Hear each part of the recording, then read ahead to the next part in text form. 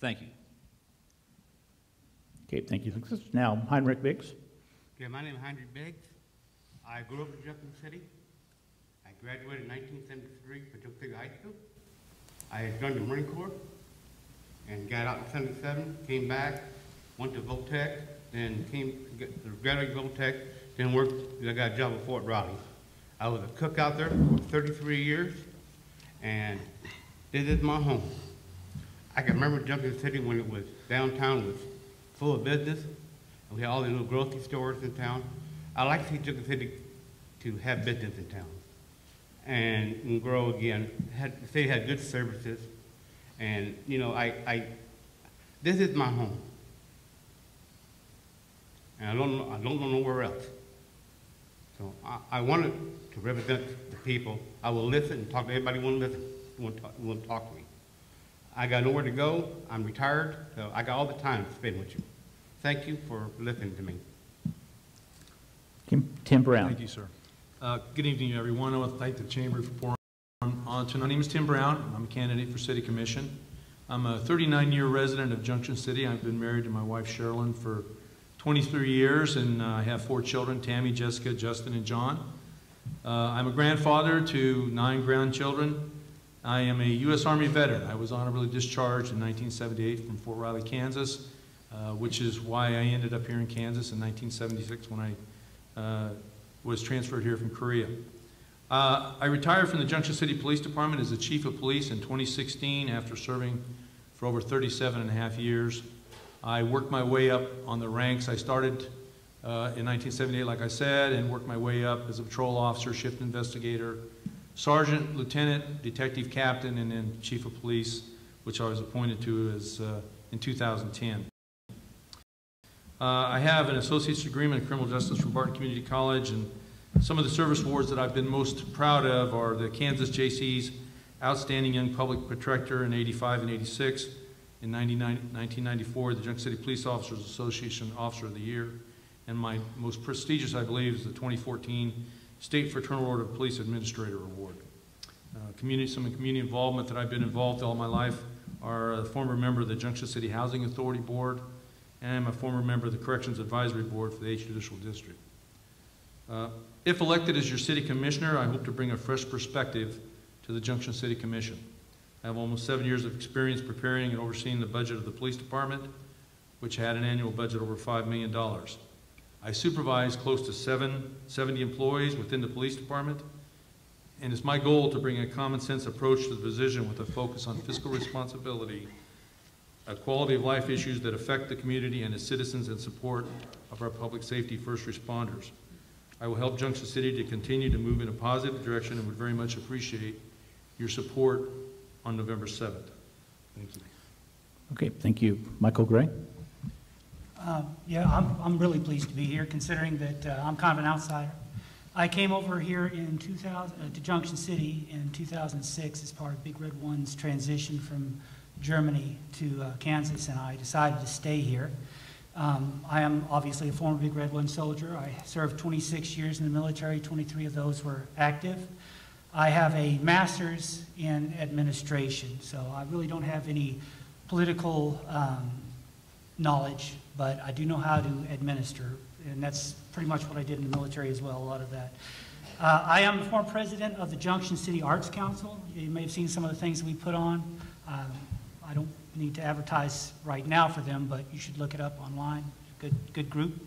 I'm also a member of the 2017 Crossroads of Leadership class, which is what got me involved in wanting to do this here. I had no political aspirations whatsoever. I went to the Crossroads of Leadership, and they're like, hey, why don't you do something, you know, that you feel is of civic importance? And I feel that this is of civic importance. I'm married. My wife is Bettina Gray. I kind of imported her from Germany, along with our kids. My platform for this is all about transparency and communication. A lot of things that are going on in the city, they're on rails. A lot of things can't be changed, and some things need to be communicated properly. And the body that runs in the city council has certain things like to do, like the mayor likes to go out and clean up the town. That seems to be her passion. My passion is trying to get information out. I have a blog that I run right now where I answer questions from people, as far as my positions on a lot of things. So as far as what I'm doing here, I believe that leadership and running the city is a servant thing. I believe in servant leadership. So, and that's where I'm going to be for the rest of it. If I do get elected, I'm not elected as a position of power. I'm elected in a position of servitude, and that's how I'll take it. Okay, Bob Henderson. I'm Bob Henderson. That's the one that everybody knows, Bob. I'm a local Junction City resident. I have both lived and worked in Junction City for over 30 years. I have adopted this town, or perhaps this town adopted me. My wife and I have raised 2 sons, both fully educated through USD 475. We have invested in and have faith in the future of Junction City. We own and operate 2 businesses, a travel agent, coffee shop, and have 3 buildings in the downtown historic district. In short, I fell in love with this city, its history, its respect for the military, its beautiful rainbow of international diversity. It is now and always will be my hometown. I was on the Board of Education for 12 years. When I began my tenure there was many bright and eager first graders in our elementary school. I can proudly say that 12 years later, I saw the job through and gave them their graduation. Also, while on the board, I became the member of the National Association of Federally Impacted Schools in Washington, D.C. Through our work with this organization, USD 475 received millions of dollars in federal impact aid. Now let me speak from my heart. There's a saying in the coffee shop that goes, everybody knows Bob. That comes from the fact that I consider almost all people my friends. Certainly the elderly, the retirees on fixed income, the disabled, those out of work, and our young teenagers. I have a concern for the public. My door and phone will be open, but remember, I'm a person that does not favor opinions over facts. I want facts, I want to know the details. As a team player on the commission, I feel our priorities should be such things as property tax, creeping up water bills, which I have to say the city, and our streets, which the city has been working on with excellent results. I understand that the Commission's first responsibility is to guide and oversee the city manager. I will not directly or indirectly interfere with any city department without the direction of the Commission and the city manager. Okay, Jeff Underhill. Good evening. Thanks everybody for being out here. I'm Jeff Underhill, and I want to start out by telling you a little bit of my background and why I'm running for a seat on the Commission. As a lifelong resident, I'm fortunate to call Junction City my hometown. I attended Emmanuel Lutheran and Sheridan Elementaries, Junction City Middle School, and am a proud graduate of Junction City High School. I'm employed by Central National Bank here in town as an insurance agent. My wife Rhonda and I have chosen to keep Junction as our hometown and raise our sons here. It's safe to say that I bleed blue. Currently, I serve on the Metropolitan Planning Commission, the Junction City Housing Authority, Geared Up Dads, and am a founding member of the Junction City Brigade baseball team, just to name a few. My continued involvement in Junction City is a deep-rooted passion. My roles on these boards have acquainted me with how the city operates and also given me opportunities to listen and interact with the great community members here in town. As many of you are aware, this is an important election year for Junction City. I firmly believe that it's imperative as a community that we forge on and start focusing more on the bright future ahead of us. As a Junction City Commissioner, I'll bring a fresh, vigorous, open-minded, rational approach to the Commission. I'll stand up and I will be heard, and I will contest for what is right. Remember, we are in this together. Expressing my beliefs and opinions has never been an issue for me. I'm willing and not afraid to ask questions and do my research. I'll continue to be easily accessible and offer a listening ear to fellow community members. As a Junction City Commissioner, I will continue to strive to make Junction City the best that it can be. You'll hear my stance on issues and concerns as questions arrive this evening. I am committed to being honest and transparent in my answers for you in order to gain a sense of the type of commissioner that I'll be. Thank you all for being here on this important night, and thank you for your continued support. All right, if you've all met the candidates, if you have questions and just thought of those now, our chamber staff members are here. Amy is right over here in the pink outfit, and she can take your questions if you have any questions. We will start with the first question, and we'll start with Heinrich Biggs. And that question is, the city is making progress on debt reduction, but it will still be several years yet before the large amount owed can be repaid. Do you have any suggestions on that process or speeding up that process? And we'll start with Heinrich, and again, you have 2 minutes to answer. I got no idea. The debt is pretty high. They bought a lot of land and trying to develop it. I think we just got to work through it next 20 years to get out of it. Okay? Tim? Well, I think one of the first things that we're going to have to do is in 2020, I believe there's going to have to be an election to reapprove that 1 cent sales tax that was passed, I think, in 2011 to pay off debt. I think that's almost a must because of the, if not, people in the city are going to be looking at probably a 15 to 17 mil increase if that 1 cent sales tax is not approved. That's one of the reasons when people wonder why our sales tax higher nines, it's because of that 1 cent debt service that was packed. And if many of you aren't aware of it, it was to pay down the debt.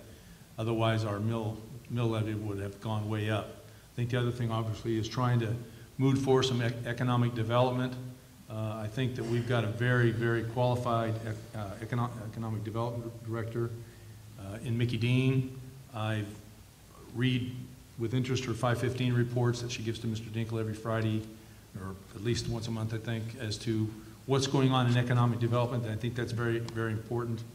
I think making ourselves attractive, i.e. through maybe the possibility of building a new school here, I think that's very important. We must be attractive to industry and everything to come into Junction City, and building this new school would be one very important way to do that. But there's so many, the sales tax is stagnant somewhat. I think it was even down this month according to some of what Shirley put out. But I think it's a combination of all these things that's going to have to work on that. But I think the biggest thing is going to have to be the approval of that 1 cent sales tax in 2020 to move forward with paying that debt down. There's a plan in progress. By 2024, it'll be paid down quite a ways, but I don't think it'll all be paid down until 2032. So I think that people need to keep that in mind, that that's coming down the road, and unless you want your mill increase to go up, it's very important that we approve that. Thank you. Michael? I have to agree with pretty much everything. The 2024-2031 timetable is dead on. I was poring over the financial, the budget for 2017 and 2018 today. I lost a little hair going through that one, but it was quite the read. And that 1% sales tax is super important. I think that's probably one of the biggest issues that's going to be facing us at the end of 2020, because apparently it's presently getting us about $3.7 million generated, and if we don't do it, our property taxes will increase by more than 20 mils, and so that is a big thing. A lot of the financial issues, we have to bring some new industries in. I spoke with Mickey Dean. We're in a very advantageous position right here in Junction City. We're in this middle of the country. Within 550 and 600 miles, we could be a spoken hub network for distribution centers, industry, all of that. We have to market it. And after speaking with her, I feel energized. She seems very excited about what she does. She has a good group. And so I'm excited about the prospects for the future there. But we have to convince people that this is where they want to go. And in order to do that, there's a few things we're going to have to do. We need quality of life programs. We need to make sure that when we attract these people with all this knowledge and these skills, that they're going to have something for their families as well to do here.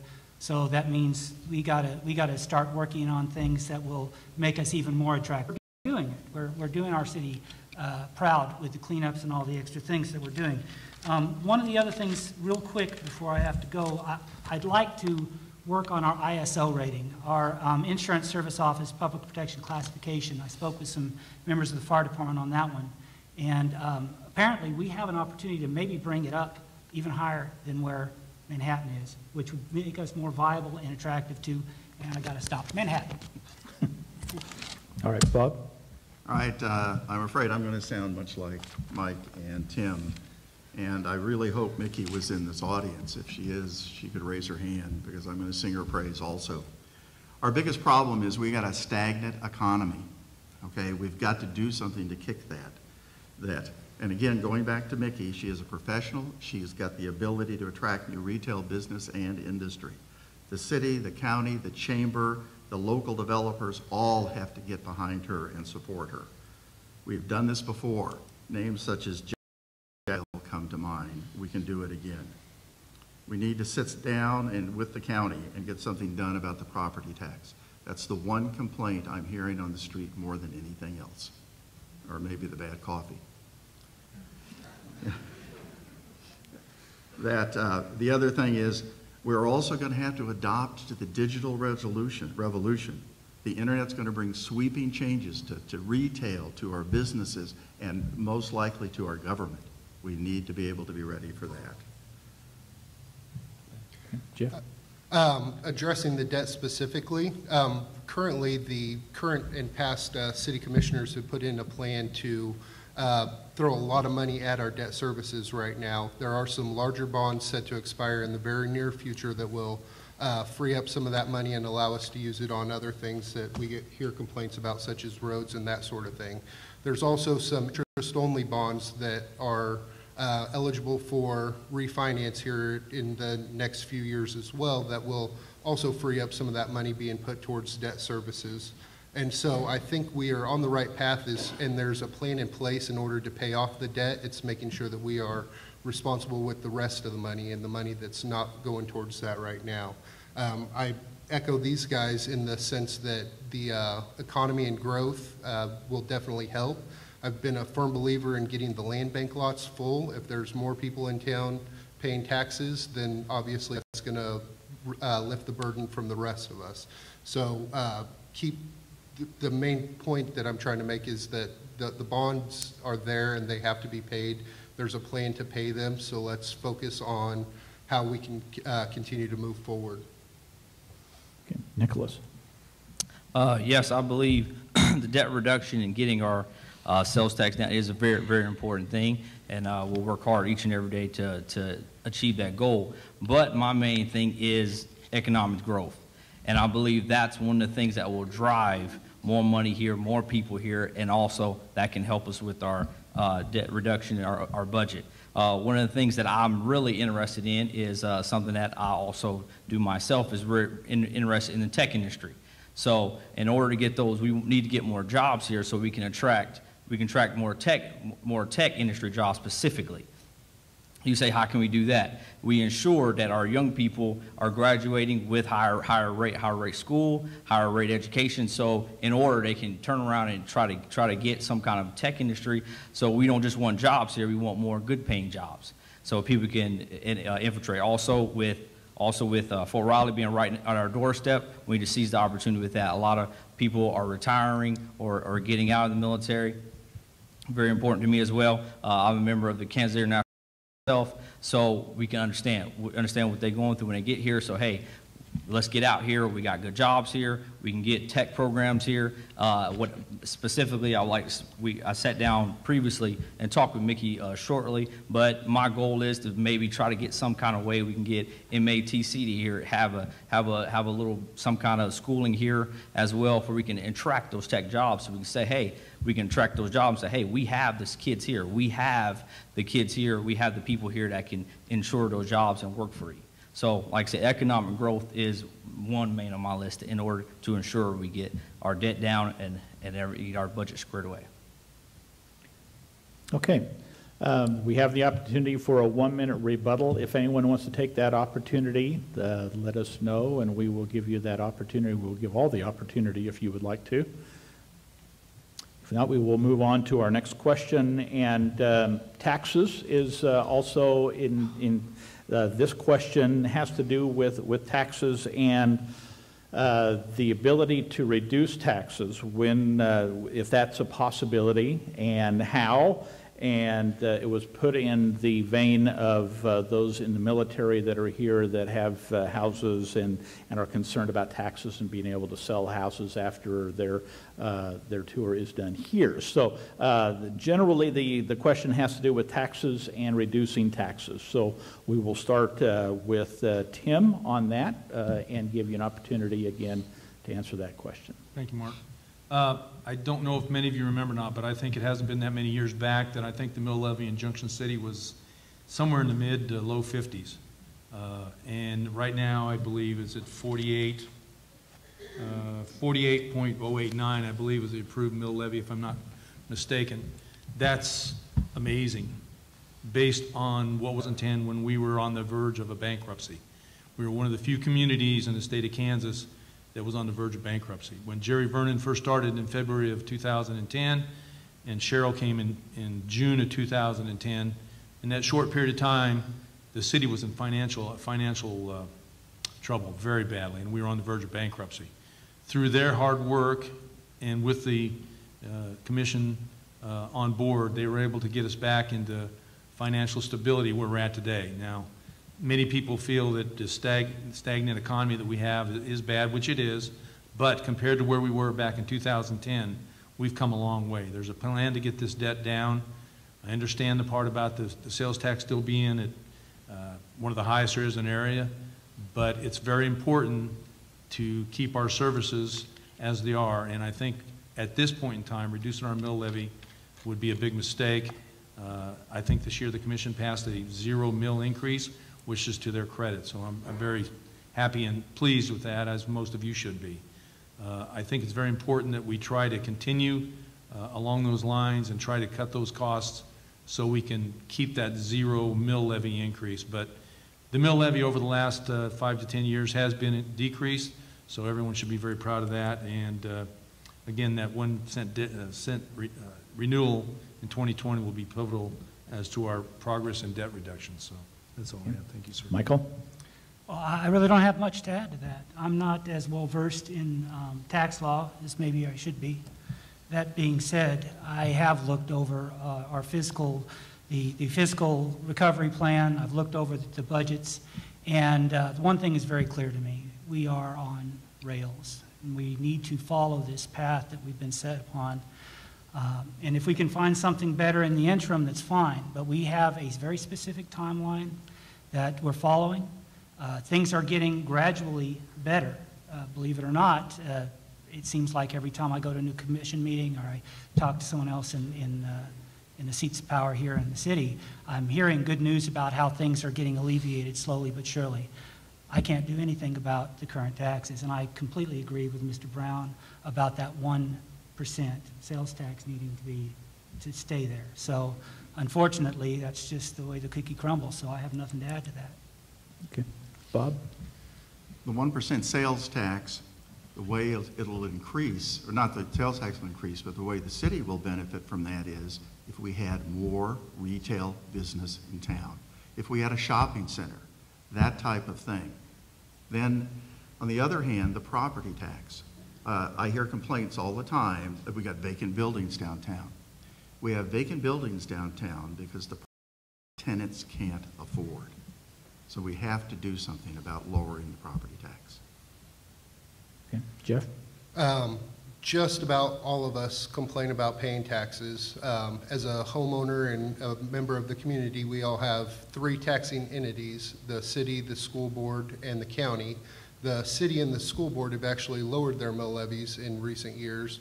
And so the city continues to move forward with less, and I think the key to keeping the mill levy low is the communication between the 3 taxing entities to make sure that we are all doing what's best for the community, not just what's best for the city, the county, or the school board specifically. And so when we get our tax statement, see that it went up, we really have to look at it and see exactly what caused it to go up, because the first response is we'll blame the city because I live in Junction City, and that's not necessarily always the case. And so communication between the 3 taxing entities as to what we can best do for the citizens is the key to lowering the mill levy or continuing to move forward with what we have. Okay. Nicholas? I think we kind of go along with what all the other candidates have said here. Nobody wants to see their taxes go up. But as with everything is going the way our budget's going, we're kind of on a track to try to get our debt down. But just kind of go back to what I just said, as far as economic growth will help a lot of our problems.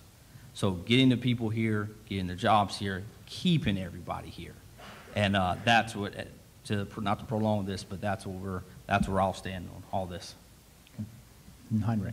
Okay, I agree we need to lower taxes, because I'm retired, I'm on a fixed budget. It's hard to me, it's getting harder for me to pay my taxes on a little house in West. Business in town is lower taxes and sales tax, people will come to Junction City and buy or put business in town. I grew up there, I remember all these buildings were full of businesses, as downtown was. And I walk every morning and I see all the Ampy buildings. The old gas station been Ampy since they moved out. And see all the Ampy buildings, I like to see them filled. And I wish somebody got the answer. I will listen and try to do that way if they got answers, how to do it. Thank you. All right, let's go to another question from our audience here this evening. And this question, we will start with Michael. We'll have the first opportunity of this. This has to do with revitalizing neighborhoods. The question is, how can we revitalize neighborhoods north of 6th Street and also downtown? So, Michael, we'll start with you. Well, the city's not going to be able to fund a lot of that stuff, but we're already got a lot of programs in place. We have a lot of great organizations in place as well. I go to the community coalitions meetings. They have those once a month down at the Church of the Nazarene, where a lot of organizations get together and they talk about the things that they're doing in town. And we have people that want to do things in the city to create a more vibrant community. And I think that we need to tap into some of those resources, and we need to get the spirit of cooperation going between them. I've also called the Habitat for Humanity, because I was interested in maybe utilizing some of the land bank lots and trying to get some public service going there. And when I talk to the folks here that run that, they're like, oh, we don't have the infrastructure in place, and we haven't had it in place for like 3 years or something. And that kind of shocked me. I've had people from the Workforce Center. I want to call it Workforce Center, but it's one of those places where they train the youths to do stuff. They get volunteer hours. I want to get people that are in these organizations involved in helping to revitalize and refresh areas of town. Now, myself, I've done a lot of volunteer work. Along with the 2016 Crossroads of Leadership class, we did a mural up on the side of the gun shop down there on 6th and Washington. And I took it upon myself to start another mural down at Grant Avenue, where I live. And so, you know, I think it's going to take an effort on the part of different community groups to get together. We cannot count on the city to be able to pay for a lot of revitalization programs. We have to do it. And that means we have to get organized, and we have to get excited about it, and we have to have a plan, and we have to make it happen. And so that's how I see it. Okay, Bob? One of the things we would have to do if we're looking at, you said north of 6th Street, is we continue the work on the streets, okay? The streets that have been repaired, 5th Street, 8th Street, they're very, very good roads. And doing that will improve those neighborhoods. We need to keep moving that on up. We need to have people be proud of their neighborhoods. We need to,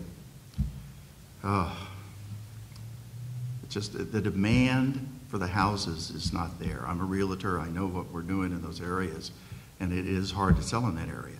On the other hand, if they had a beautiful street, that would be a different story.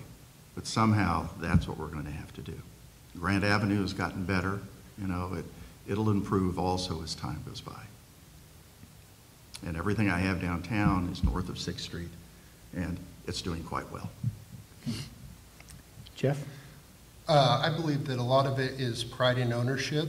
The business owners who have buildings that are full downtown, they take the time, they're out front sweeping, they are making sure that their businesses are presentable, and they're getting customers that way.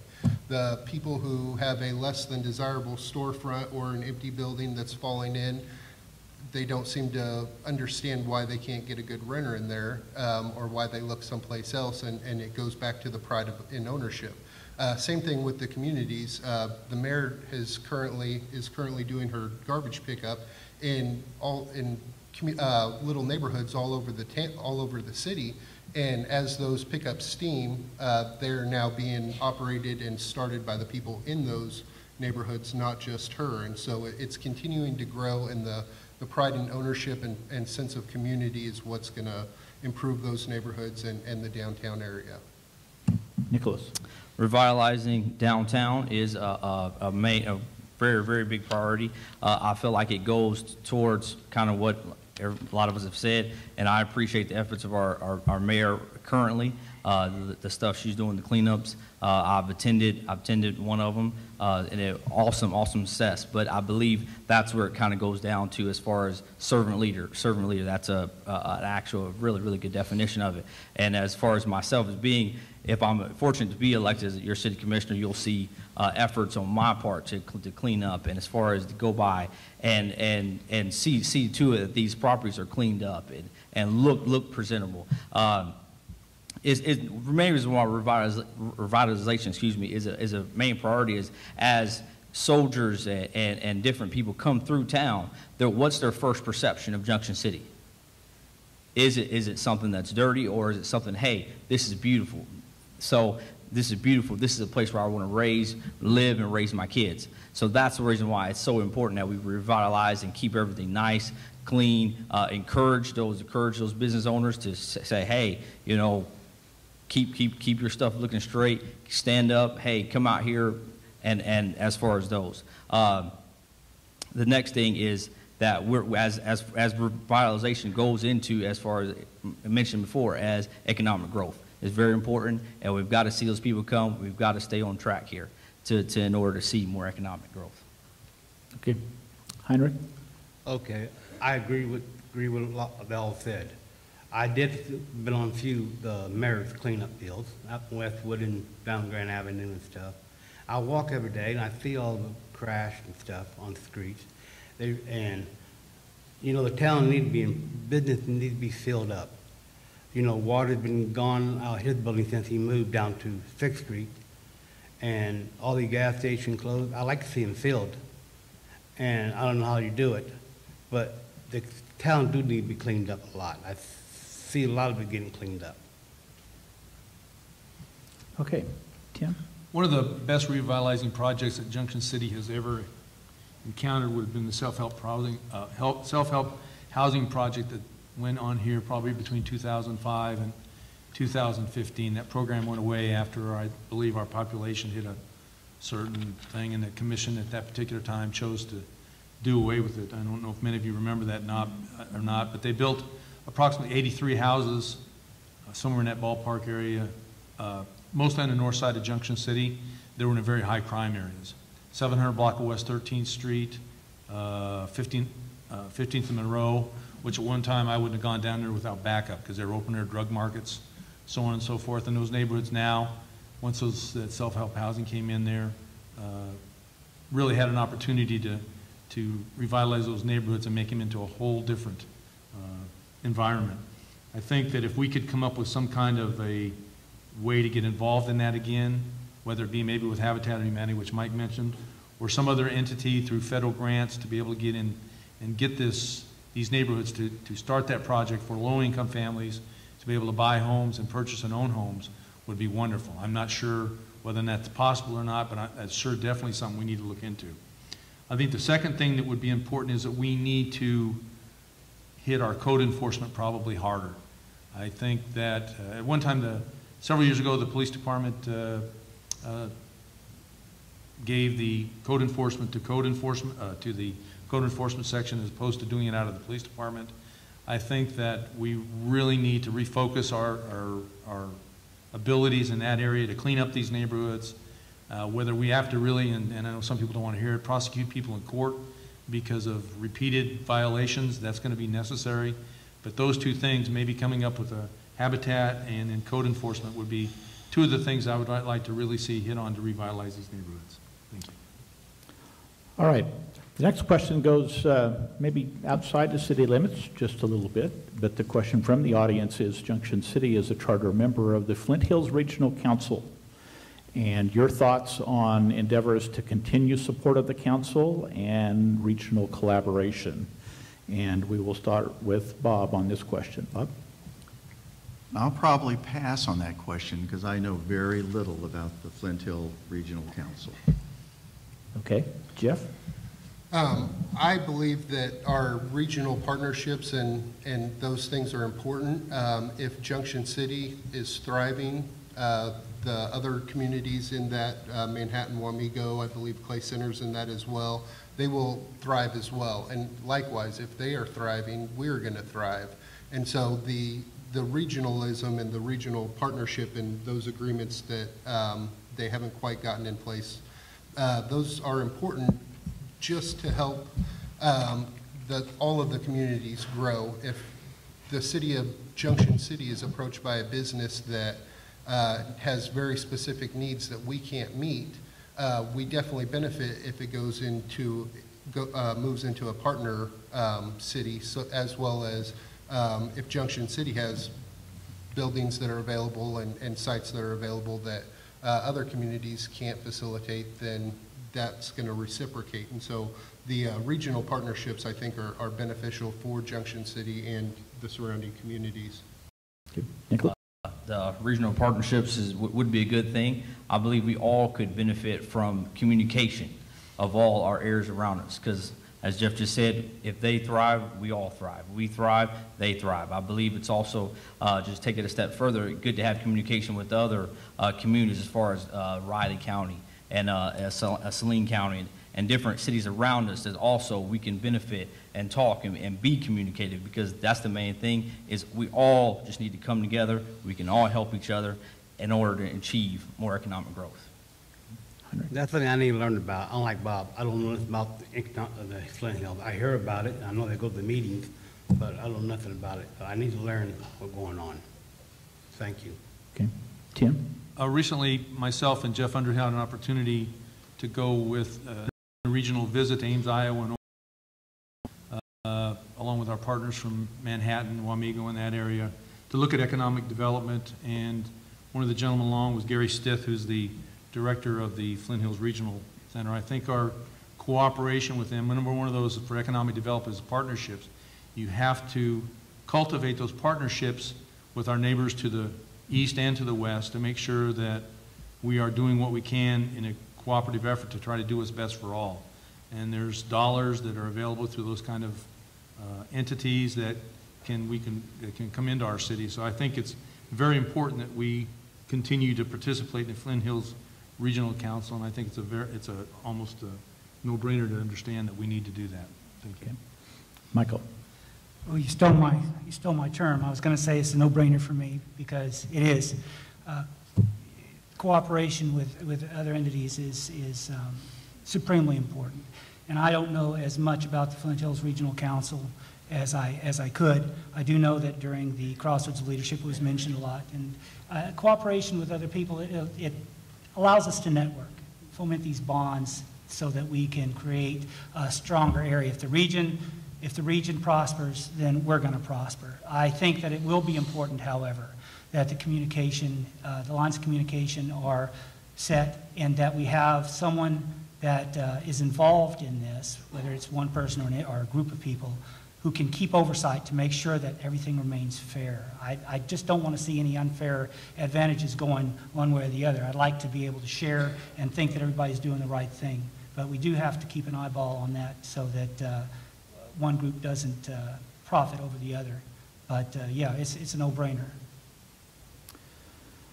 Okay, our next question has to do with economic diversity and recognizing that Fort Riley is important to the local economy.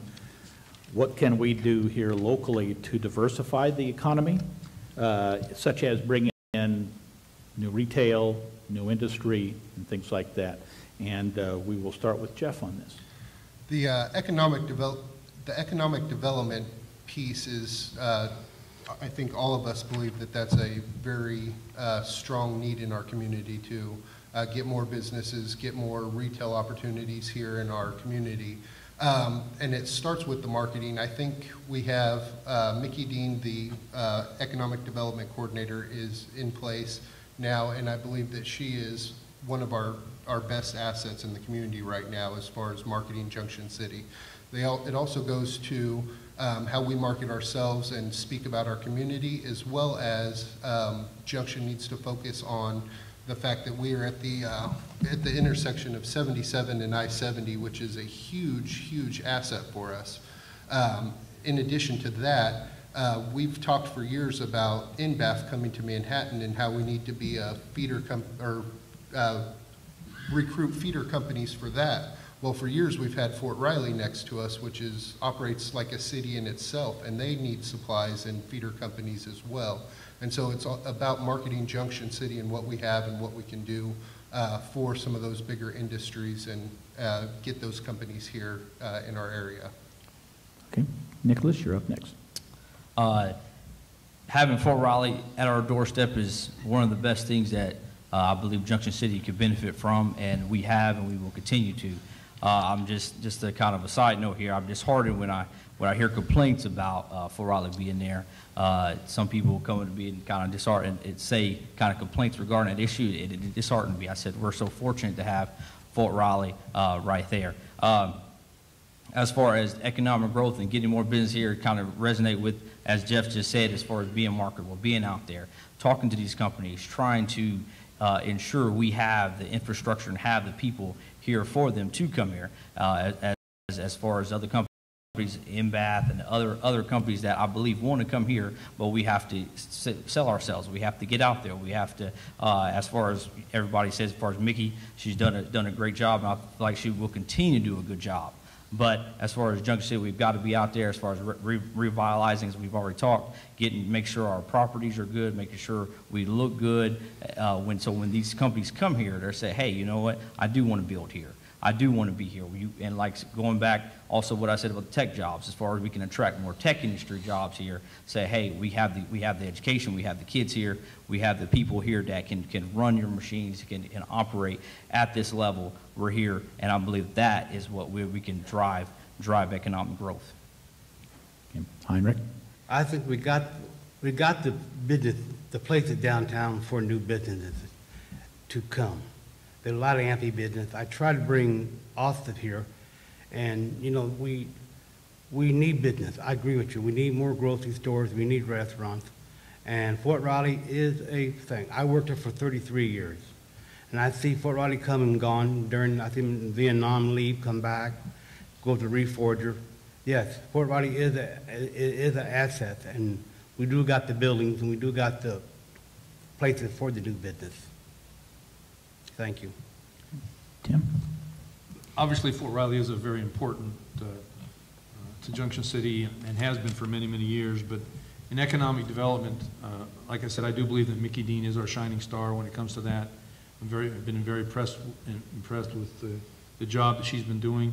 I do believe that there's a way that if there's any way we could possibly incorporate the land bank into somehow making it more attractive for builders to build new houses over here. I've always been somewhat reluctant to think that we were going to get much from NBAF over in Manhattan, but I also think that this new school possibility of building that could change the dynamics there. And when people go to Manhattan, they see the high school there, and we have a new $105 million or thereabouts high school over here that we may be able to draw some of those folks that are going to be NBAF. There's going to be thousands of people by 2021 or whatever it is when that's going to be open, moving into our area. A new school would make that very attractive to those folks, along with any other businesses when they want to come to this town. And I know I said earlier about how much I do support that, but it is true that things like that are going to make attractive to the military, attractive to businesses and industry, and it's very important that those kind of things that we have that make our city look better and make the quality of life better, make our life better. So that's what I have to say on that. Michael? I actually sat down with Mickey Dean yesterday, I think it was, and she educated me quite a bit on site selection. She gave me some stuff to look at, and she's got some very exciting things going on. And she echoed some things that I'd already thought, but evidently allow me to tell you: immediate access to Interstate 70, Main East-West route, rail access through Union Pacific Railroad. We've got the research park, and of course our location in the exact center of USA provides us excellent coverage. Our position here is invaluable. We we are positioned uniquely to be a spoken hub, just like I said at the very beginning of this when we started. And I think Mickey Dean's on the right track, and have to market that. We have to put things that people can't live without. Toilet paper is one of them. Another thing is electricity. You know, these sort of things you take for granted because they're mundane. But I think that if we get some more, like, it would be great if someone like Elon Musk would come down here and bring a power supply plant, start making those energy grid walls for the that he's developing. You know, there's these new technologies that are emerging, and I had a conversation with a fellow the other day who said, "Well, Kansas can't support it." I don't want to hear that stuff. I'm not worried about what Kansas, you know, the limitations. I want to look at the future and say, you know, how are we preparing ourselves for all these future industries? These future industries are gonna come. They're gonna be here. We need to be ready for it, and we need to be on the cusp, especially on technology. And so we have a perfect position, a perfect opportunity. We just have to market it, and I really believe that Mickey Dean is on the right track. And I'm excited to be involved in it. If this doesn't pan out, I think I want to get involved in helping get some businesses in here, regardless. Bob? If anyone wants to question the importance of Fort Riley, they can come on downtown with me any morning around 6 o'clock when all the soldiers are going up the hill, and then come on back around 5 o'clock or so when they're off, and the line of traffic just completely floods downtown, and you can almost see all the way back up the hill. And out of those soldiers, when I get them in the coffee shop, one of the first things they ask for is, where can I find a loft downtown? These are kids from Chicago, from San Francisco, other cities where they do have lofts downtown all the time. Every one of our buildings downtown have empty space above them. They could be turned into beautiful apartments. In fact, if you go up into some of the older buildings down there, the graffiti on the wall is from World War II, and that's what it was used for then, and that's what we should start doing it again. We should build another downtown community, and those soldiers would be a great place to start. Okay, we're going to get one more question, and then we'll go to closing comments. So we will start with Nicholas here, I believe, with this final question, and it has to do with the land bank lots in the community, and what measures would you like to take to try and fill up those vacant land bank lots in the community? And we'll start with Nicholas. As for regarding the land bank, going back to the land bank, if what I would encourage and try to get my point across as far as making sure if you do have an empty lot, take care of it. You know, as far as we're talking about revitalizing, if you do have, if there are still owners that are still present, still take care of it. Please don't just let it overgrow and just get out of hand, because people come here, they see those, and it just puts a bad mark on it.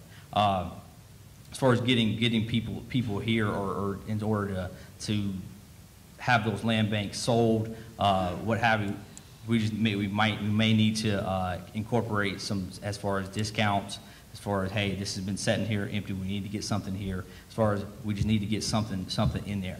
But like I said, in order to keep it there, as far as getting it clear, keeping it clean, I believe that goes a long way as far as making Junction City attractive. Heinrich? I know the land bank, I go to the meetings, city meetings, and they have the meetings. They had a problem filling the lots. They tried to market it, tried different ideas. They work hard trying to figure out how to sell it. I understand, to me, I think you just give them away, and somebody can build a house there, at least you get your what do you call it, the taxes, the specials back off it. But I don't think you can give the lots away in somebody's building. You have $40,000 before you can start a house there. So it is a problem, and I wish I know how to answer it. I know when we did the KJCK forum here several months ago, the question came in from a contractor who called on the line about what we thought about giving them away for free. And at that particular time, I said that, well, I was open to that idea, and I think Jeff and were on that day with and Nick both said the same thing. That's a real possibility. I know they're going for around $5,000 a piece right now, but I would be open for that discussion to give them away if, when they gave them to the contractors, that they have a certain period of time to put something on there, because then, of course, we'd get property taxes back on that would be going into our city. So it would be very important that we have to come up with some innovative ideas. I know that our commission now has been knocking their heads on the wall trying to figure out how to move these things, but maybe that's something we might have to look at down the road. I'm not quite sure. I'm not going to close my mind to anything, but I think we have to get these land bank lots and have to move them some way, and the best way I think maybe possibly is to have to give them away. I'm not sure. Of course, I would only be one of 5 votes if I was a commissioner, but that is one thing that we probably need to entertain at some time as to whether or not, if nothing else works. Thank you. Michael? Well, I have to say I'm pretty much on the same sheet of music. I spoke with Mr. Dinkle about this, and he educated me quite a bit on what happened. We have some land banks that are built. We paid for the specials. We've got infrastructure in place, and they're in places that you don't want to build in, like ravines and things like that. So, and here's another, and another question comes in. If we give abatements, we say we give a lot away, or we don't make people pay the specials, you know, just so that we can get the lots developed. We're giving an advantage to an individual there. So say someone has been there for years and years and years, and they've paid all their specials, and they've done all the right thing. And then we have this other guy who comes in, he doesn't have to pay his specials. Now they got the same house they built, but this other guy has this great advantage. He can sell his house, and he can sell a lot less because he doesn't have all, you know, we abated all the specials. It would be no wonder if the other guy who's been doing the right thing for all these years gets upset. And this is where the communication comes in. I mulled over this a lot before I wrote about it in my blog post.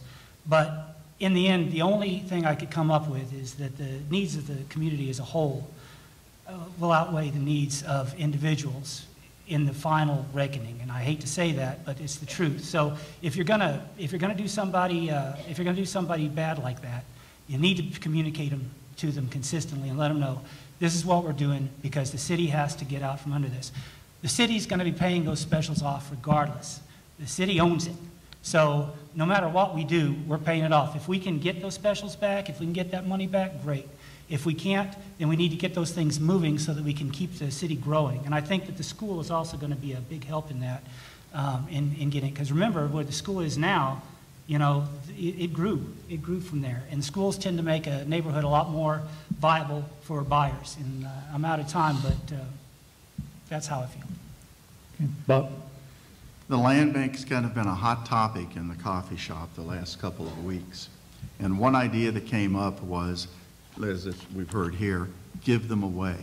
But give them away with a caveat that you would have to build on it within a certain amount of time. If that was to happen, all of a sudden you'd have a house on that piece of land, you'd have property tax coming in, things like that. You'd have a family there. The problem is, and if there's any realtors here, I think they would agree with me, there isn't any demand for those houses or for the vacant land. You can't give them away. Seriously, it is hard, and I think that's part of the problem with the land bank. Jeff? The land bank is something that comes up quite often. One of the things that I think that the city needs to do a little bit further is look and see which lots can be marketed as commercial lots, similar to where the new VA clinic was. I believe those were land bank lots that were converted to a commercial use. That would make us more marketable as far as having shovel-ready commercial land. And also would help, could also be a viable option to fill some of the land bank lots as well. Like these guys have said, the city has already put in a plan in place to pay off all of the debt associated with the land bank lots. So now it's a matter of visiting with the builders, making sure that they are marketable to them, and ask the builders what they want to see as far as incentives to build. I believe that the builders are the ones that need to be incentivized, because if they build a house on an empty lot, the realtors here in our community, I firmly believe, are going to get the home sold. And so visit with the local builders and see how can we incentivize you guys to build a lot or a house on an empty lot, as well as market them as commercial lots as well, where it's available. Okay, I think we're ready for our wrap-up now, and we're going to give each of you up to 2 minutes for a conclusion. And as we promised before, we're going to reverse the order. And so, Jeff, we'll let you take a deep breath after you just answered that last question. And we will let you start with your closing statement. All right, I wrote down my opening statement just so I would remember everything, and then my closing statement I said that I was going to do based on what we had spoke about today. Like I said, I am a local native of Junction City, and I am very passionate about our community. I think it's imperative that we keep moving forward, keep trying to move Junction City into the best possible position that it can be, continue to recruit businesses, make sure that we are doing the right thing for the community, for the citizens, and keep Junction City moving forward. I appreciate everybody coming out here this evening and listening to us, and I hope you guys will all come out and vote on November 7th. Thank you. Okay, reversing the order from the opening, and we'll go with Bob with your closing statement. Reverse. All right, again, thank you all for coming. And that if I go back to talking from my heart again, I'm going to mention the elderly, the retired on fixed incomes, the out of work. I am going to watch out for you, okay? My phone is going to be there. My door is going to be open. I will take care of you. Thank you. All right, Michael? Okay,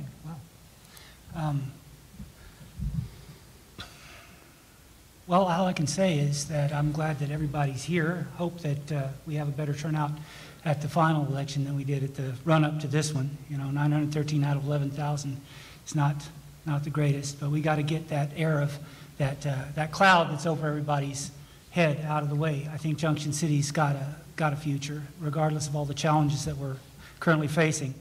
I promise a couple of things if I do get elected, and one is transparency. I believe that transparency is the antithesis of corruption. And I promise communication, my pet project, to ensure that policies and things are able to be communicated out to people as they see it. I have a Facebook page where I have outlined all of my positions on issues, and I know that some of them are controversial. And so I want to make sure that it's out there in the open for all to see. And that's the kind of leader within the community that I want to be. And so if I do get elected, then that's just going to accelerate. I want to make sure that everybody has the information they need so that things to them, because some of the decisions that we have to make as leaders in any organization are going to be ugly. And some people are going to get hurt by it, and they're going to be angry, and rightfully so. And so if the communication lines are open, I think that's one of the biggest keys to trying to keep an even keel. And then maybe we can have good discussions on how we can resolve these issues. There's a lot of miscommunications and misunderstandings going through all the different entities. I'd like to smooth that out. And that's pretty much what I want to do. That's the two cornerstones of my candidacy right now is transparency and communication. Tim? I've served this community for over 37.5 years as a police officer, and I would look forward to the opportunity to be a city commissioner for up to 4 years, depending upon how the vote comes out. I love this city. Like I said, I came here in 1976 to this area. Started living in Junction City since 1978. I wouldn't want to live anywhere else. I'm very proud of this city. From what this city was in the 70s and 80s to where it is now, is night and day, and I'm so very proud of this because maybe I did just one thing to make it a difference. My children have grown up here, my grandchildren are going to grow up here, and I look forward to making it the best city possible. I agree with Mike about transparency and communication, but I come in with no venue, I have no agenda. I want to bring in the common sense approach to the decision-making process when I'm sitting up there as a commissioner, if you choose to allow me to be one. And I look forward to having an opportunity to serve you folks. That has kind of been my life, and that is what I want to look forward to in the future. So thank you very much. Heinrich? Okay. I'm sorry I couldn't answer all your questions the way you want to, but I do got the heart for this town. I want to be a commissioner, try to improve the Junction City. And this is my home, and I want to be a commissioner. because I don't know. Because I love this town. I don't know nowhere else. Thank you. And when I do come commissioner, I got a lot to learn. So yeah, give me a chance to learn a lot of stuff. Thank you. Yeah, we agree with that sentiments here. We all have a lot to learn. But I've been in Junction City all my life, and I love Junction City. And I just don't believe the notion of how people feel that Junction City, that our best days are behind us. I believe our best days are in front of us. As we come to a close tonight, I want to thank you for your attendance to this forum. I would like to encourage you to vote on the candidate that doesn't divide, but brings together, doesn't tear down, but rebuilds, and doesn't hurt, but helps us build and welcomes a brighter future. I will be a commissioner that will work hard for Junction City each and every day. Let's come together to see Junction City our best days that are before us. I will be honored to have your vote on November 7th. Let's move JC forward together. Thank you, everybody. Ladies and gentlemen, on November the 7th, you will have an opportunity to cast your vote for City Commission, and there are 3 positions, and you have heard from your candidates here this evening. Let's give them a big round of applause for coming out this evening.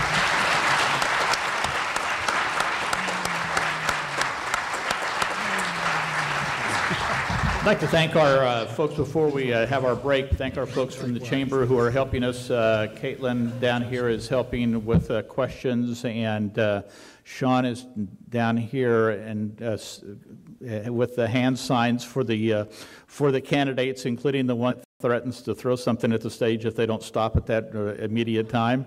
And you did very well, by the way, candidates. You did a very good job. And then Amy also over here. I'd like to thank all the folks from the chamber for coming out. We're going to break for about 15 minutes, reset our stage, and bring our school board candidates up here for our next section here this evening. Thank you for coming out this evening.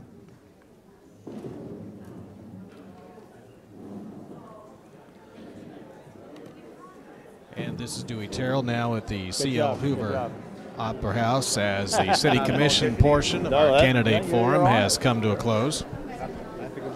And we'll be talking here a little bit until we get ready for the school board portion of the forum coming up in just a little bit. I'm joined here during the break by Superintendent of Schools, Dr. Corbin Witt. You've had a big day. We have had a big day. Had some great news to share with the community. We're very excited to be able to bring some news to the community about the bond issue and hopefully make people feel even better about what they're hearing.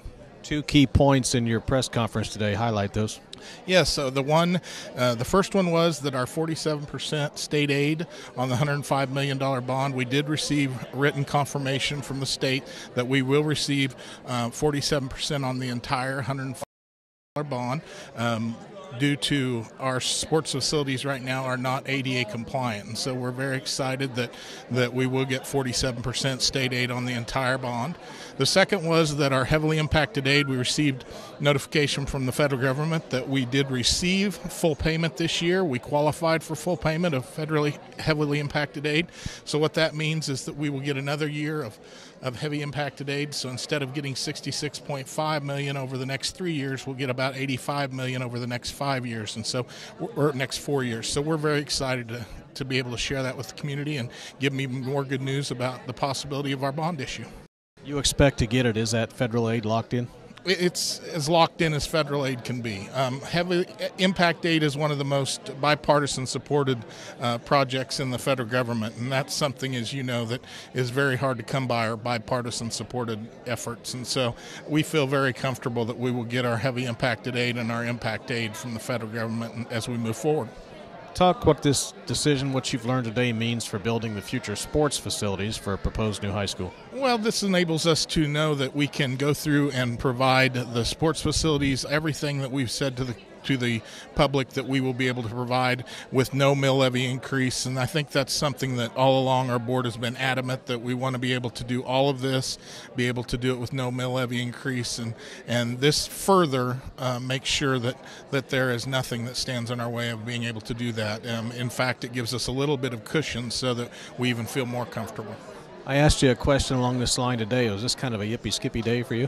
Kind of was, yeah. We received a notification from the state Friday the foot around at the football game and sharing it with a few people. But we were able to have our press release today and share it with the whole community. And so we're very excited to be able to do that because it's something we really wanted to get out there. We're going to have you on JC Now at 8:20 tomorrow morning. I'll talk to you then. Sounds great. I look forward to it. Corbin Witt has been our guest between segments of the candidate forum here today. We heard a lot of comments from the candidates, but I'll tell you one thing that struck me across the board. They're praising the merits and the good hard work of the interim Chamber of Commerce director, the economic development director, Mickey Fernero-Dean. She received very high marks here today. Now, we heard a lot of things, economic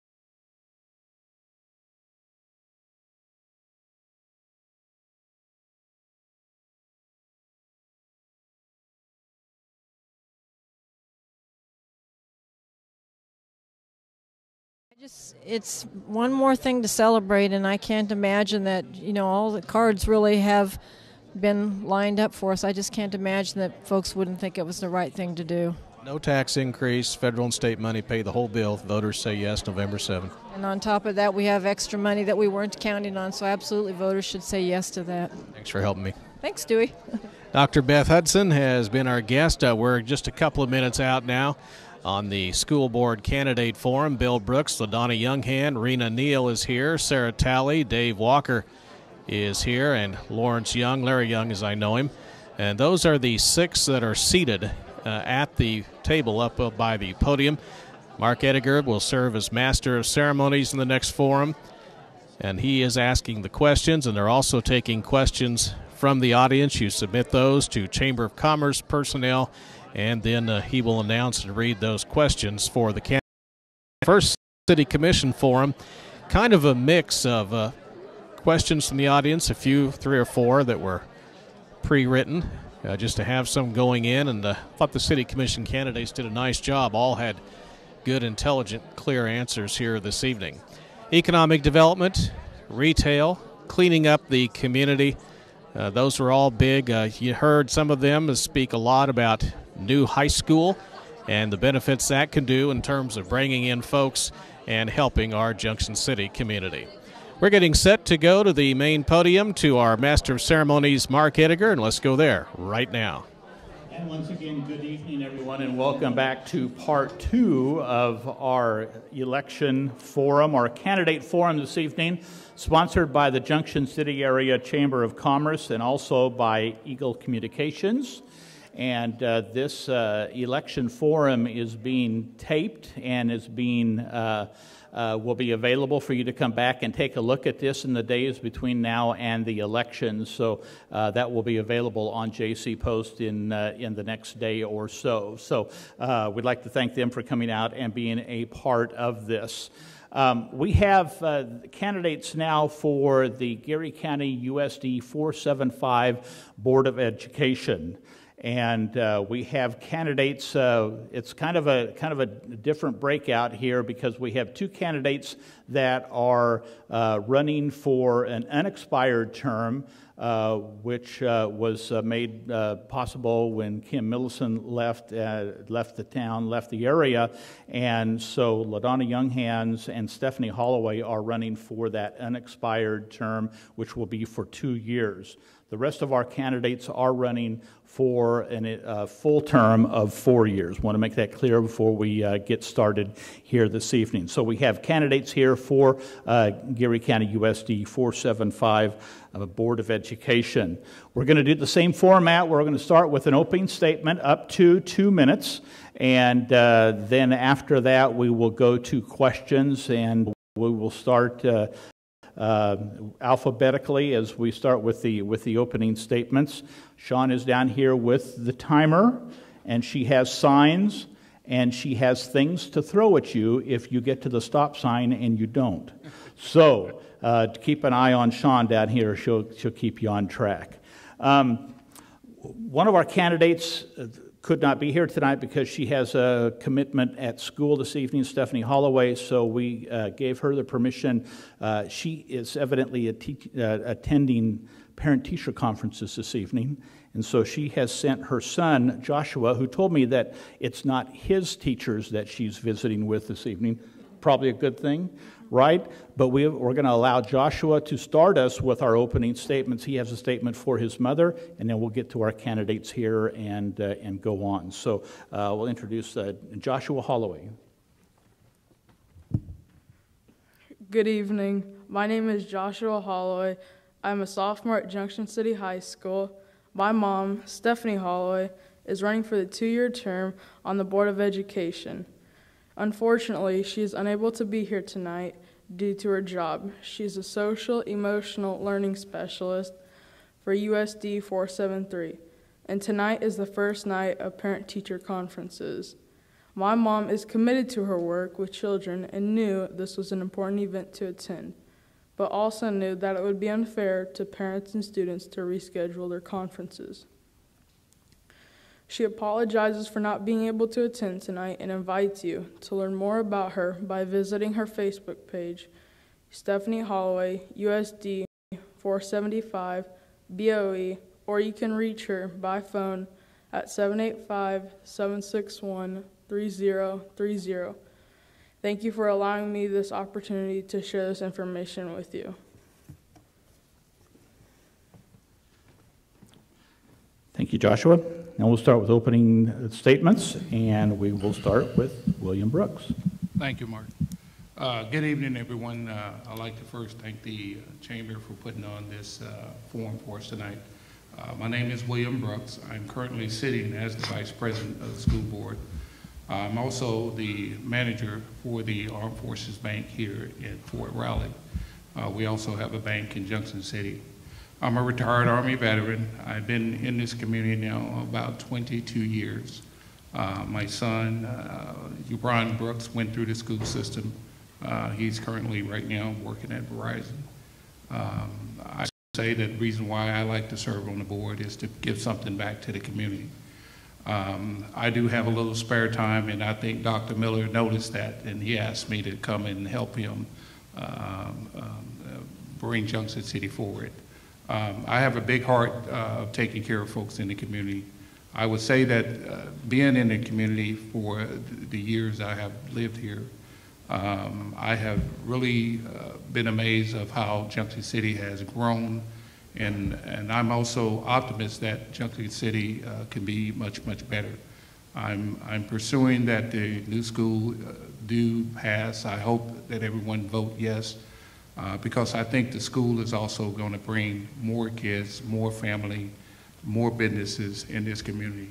We have to definitely try to do something to make our community the best community it could possibly be. And I'm going to pursue those dreams to help support that here with the USD 475. Currently on the board, I am here to serve the people. I have no convictions. I'm not here to criticize, condemn, and complain. I'm here to get things done. If there's business to be done, I'm here to pass it forward to the public and make sure that we take care of our kids, take care of our teachers, take care of our staff, and also make Junction City the pride is what it is. And I came here and had my house built from in Junction City, and I've been here for over 22 years, and I'm happy to be serving on your board right now. Okay. LaDonna Young-Hens. I'd like to thank the Chamber and Eagle Communication for hosting us this evening. I am LaDonna Young-Hens. I have been a State Farm Insurance agent here in town for 26 years. Prior to that, I was at Gary Community Hospital for 10 years in accounting, and ended that career at GCH as their materials director, ordering all the supplies for the hospital. And prior to that, I was at a local bank for 5 years. I have been married to my husband 40 years, and that's when I came to Junction City. I was raised on a farm in southeast of Clay County, attended Chapman High School, graduated Kansas State University, and made a little circle and came right back to Gary County and made it home. We have 2 adult sons who graduated Junction City High School, then Kansas State University. They too have decided that Gary County is their home. They have married and they're beginning to raise their families here. So our entire family is very passionate about our community, and we serve as much as we can through our different organizations. I am in a 4-year term on US. Last year I did serve as a president. It was my honor. There are many, many great things going on at our school district that I'm so very proud of. And one of those is our continued commitment and professional development within our school district, because those people are the ones that make it happen. So I would appreciate your vote and hope I get to continue to serve this community. Okay. Rena Neal. Good evening. My name is Rena Neal, and I was born and raised in Junction City, Kansas. I attended elementary, middle, and high schools in Junction City. I hold a bachelor's in science in business administration with an emphasis in accounting and a minor in economics, as well as a master's of business administration from Kansas State University. I have over 15 years of public administration experience working with the City of Manhattan as the city controller. In that position, I have debt management, budgeting, forecasting, and daily accounting operations that I could bring to the Board of Education. I've served on numerous boards and committees within this community, and I feel that the skills I have in communication, accounting, analytical, and problem solving would best suit the board. Also, over 3 years ago, I began a journey of public service and self-discovery to find my purpose in life and to discover what I'm most passionate about. During this ever-evolving journey of self-discovery, I began volunteering with communities in schools and Jobs for America's graduates at our Junction City High School. Working with the staff and students of these exceptional programs have allowed me to discover my true purpose in life. The feeling of fulfillment and happiness I have received from my interactions with those students has been rewarding. It brings me great joy to be a mentor and an advocate for today's youth. Whether they are preschool age students or college students, it is my hope that something I have said or done will leave a lasting impression in them and that it will provide the motivation and inspiration for them to succeed. My passion for youth, coupled with my strong background in public administration, has prepared me to pursue a path of public service in the public education system. If elected, I will work with the school district officials and other community members to make policy decisions that benefit our children, all of our children, families, district, staff, and the entire Geary County community. Thank you. Sarah Talley. Good evening. Thank you all for coming out this evening, and I do encourage you to vote and encourage all the others in your families and neighborhood to vote also. I am Sarah Talley. I am a native of Junction City. I was born and raised here.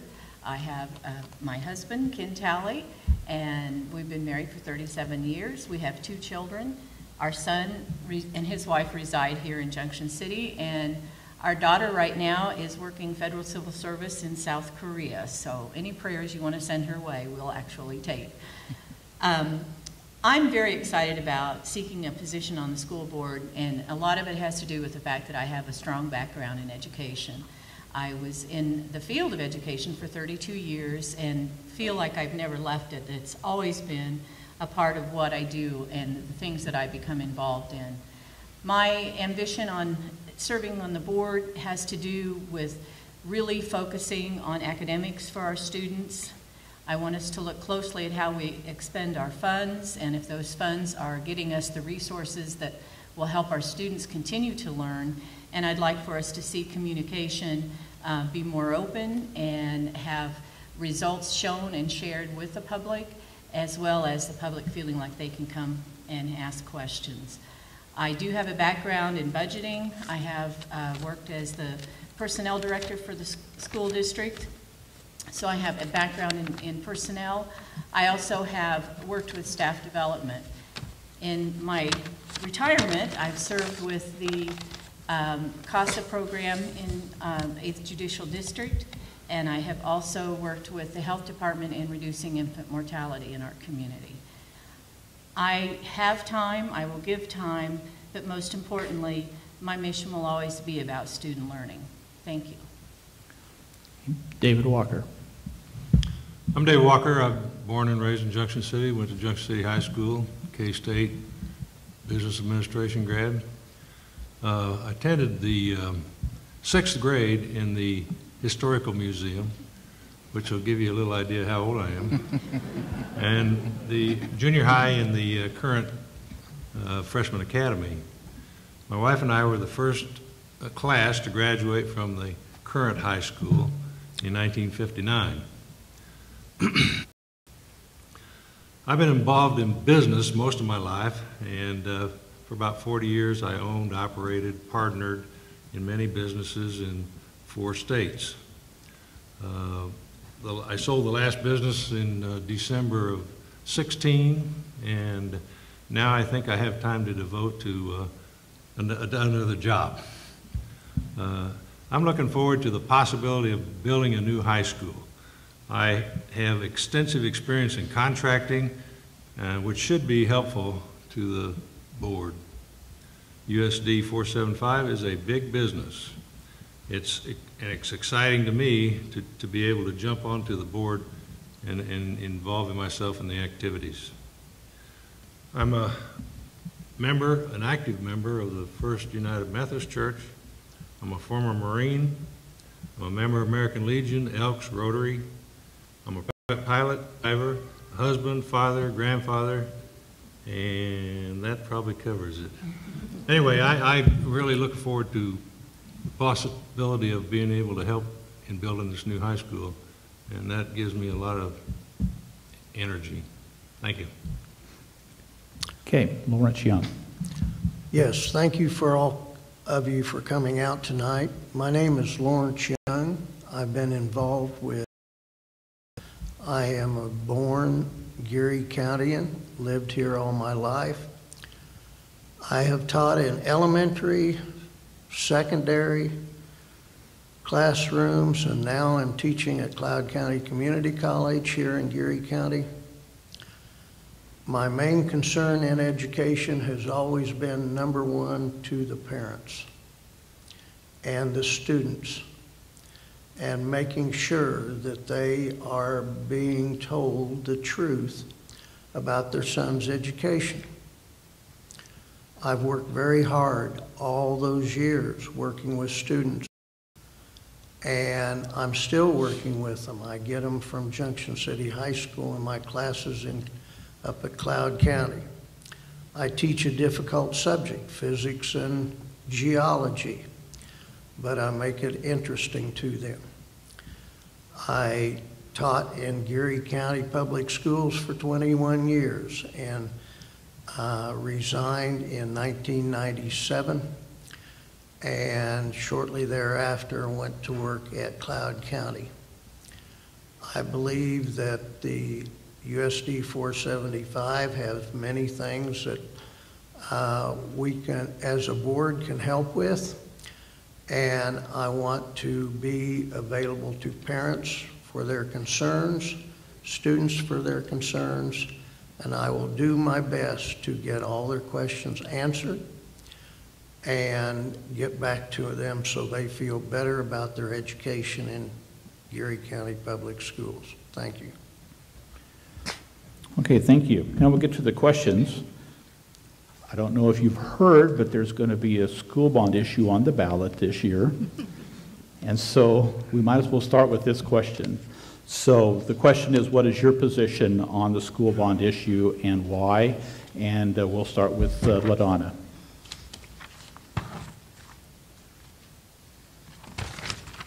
Thank you, Mark.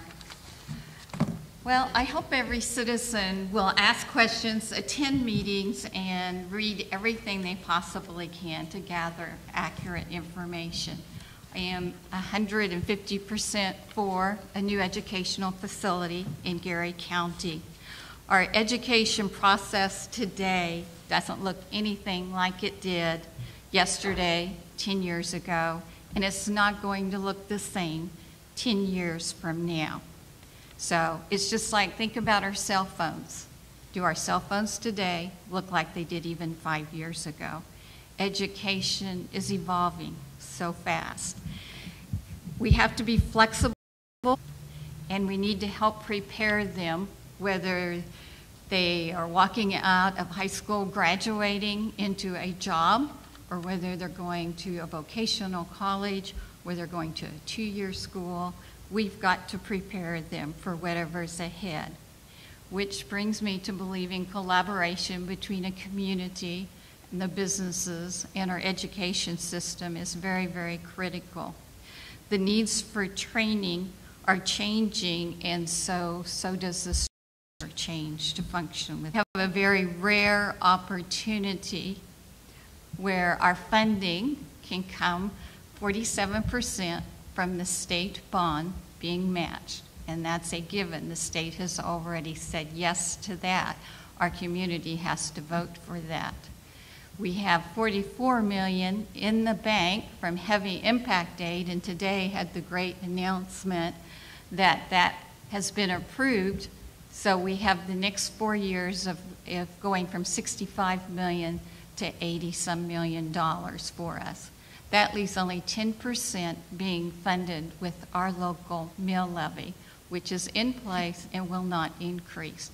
So yes, I am for a new structure. Thank you. Rena? Thank you. I served on the steering committee for the JCHS Way Forward, and I also served on the Say Yes to JCHS campaign.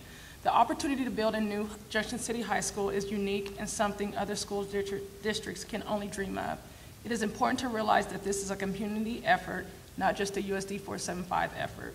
The school district, city, county, chamber, and the community at large each play a vital role in making this opportunity a reality.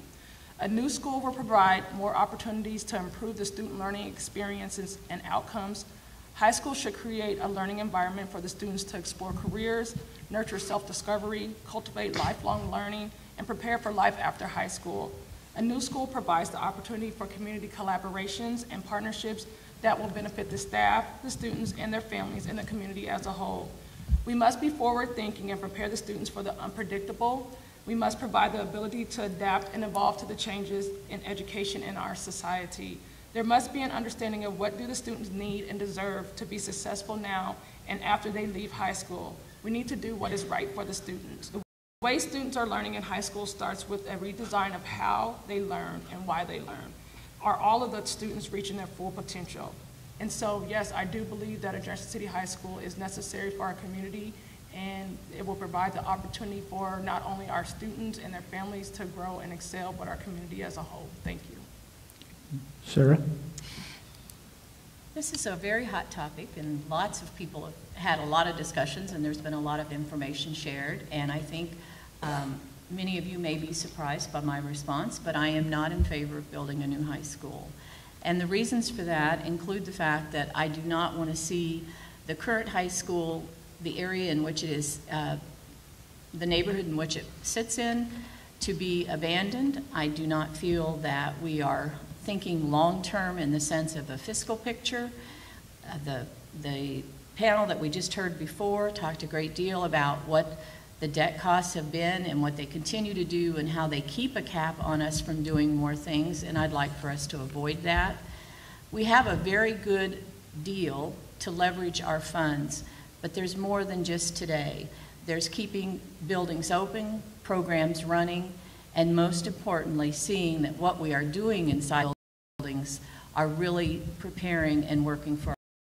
It's a tough spot to be in when you're not on the side that seems to be the majority, but I think we should all think very carefully about long-term of what we want for our community as far as the area in which the school would be, as well as what we're going to do with empty buildings and how we're going to continue to have programs for all the children in our school. Thank you. Okay. David? Well, I'm definitely for it. I think it's a unique opportunity to get a high school built with no mill levy increase. When the present high school was built, there was a lot of complaints about, well, it's clear outside of town, you know, what are we going to do? And so you can see where it sits now. And I think the same thing will happen in a new high school in 50 years. So I'm not concerned about where it's going to be built. I mean, there's a lot of question about where are we going to build it? Where are we going to build it? Well, it's the only direction that really we need to go is west. And I think the school board has talked to the landowners out there and has something arranged to handle it if our bond issue passes. Second thing I am concerned about is the maintenance cost. We have a 100-year-old building that we've got the freshman academy in. We've got the 60-year-old building that there's 3 high school classes in. And the maintenance, I looked at the budget, and there was a $13 million number there, and I don't know whether that was for all of the schools or which schools, but I think we can save a lot of money by building a new high school. Third thing is the high school presently can't hold all the high school classes. We can only hold 3 classes, and I don't think you can get them all in the auditorium at the same time. So I think we need to build a high school that we can put all of the classes in so we don't have to bus them back and forth from the freshman academy and have the whole school in one location.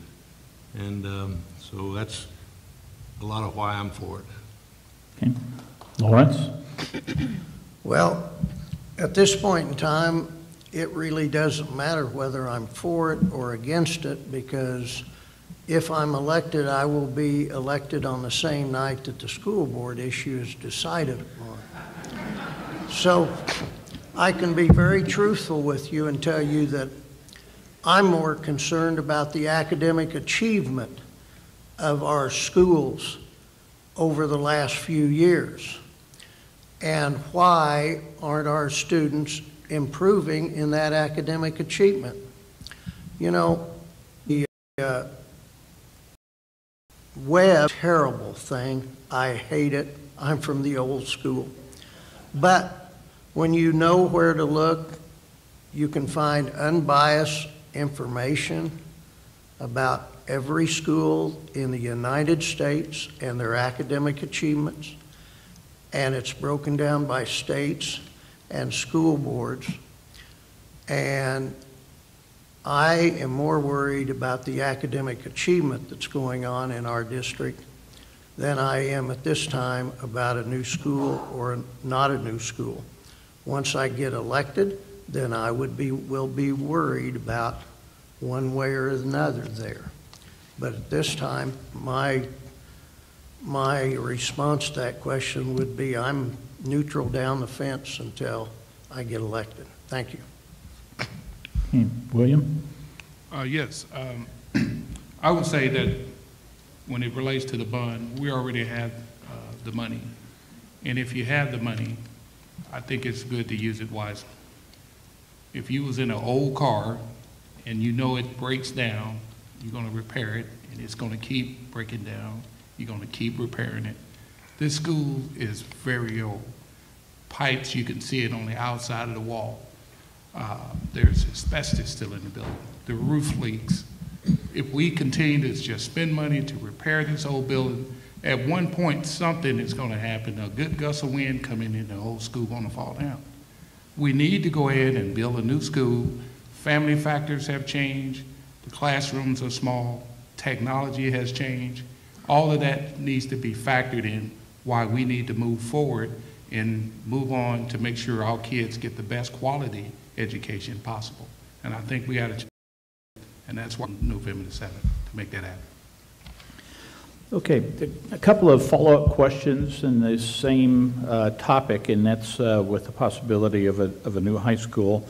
And one of the questions from the audience comes regarding the assignment of the architectural work and contractor work, and whether that's going to be up for bid or how the school board's going to deal with that, and that's about your thoughts on the process of selecting the contractor and also architecture firm.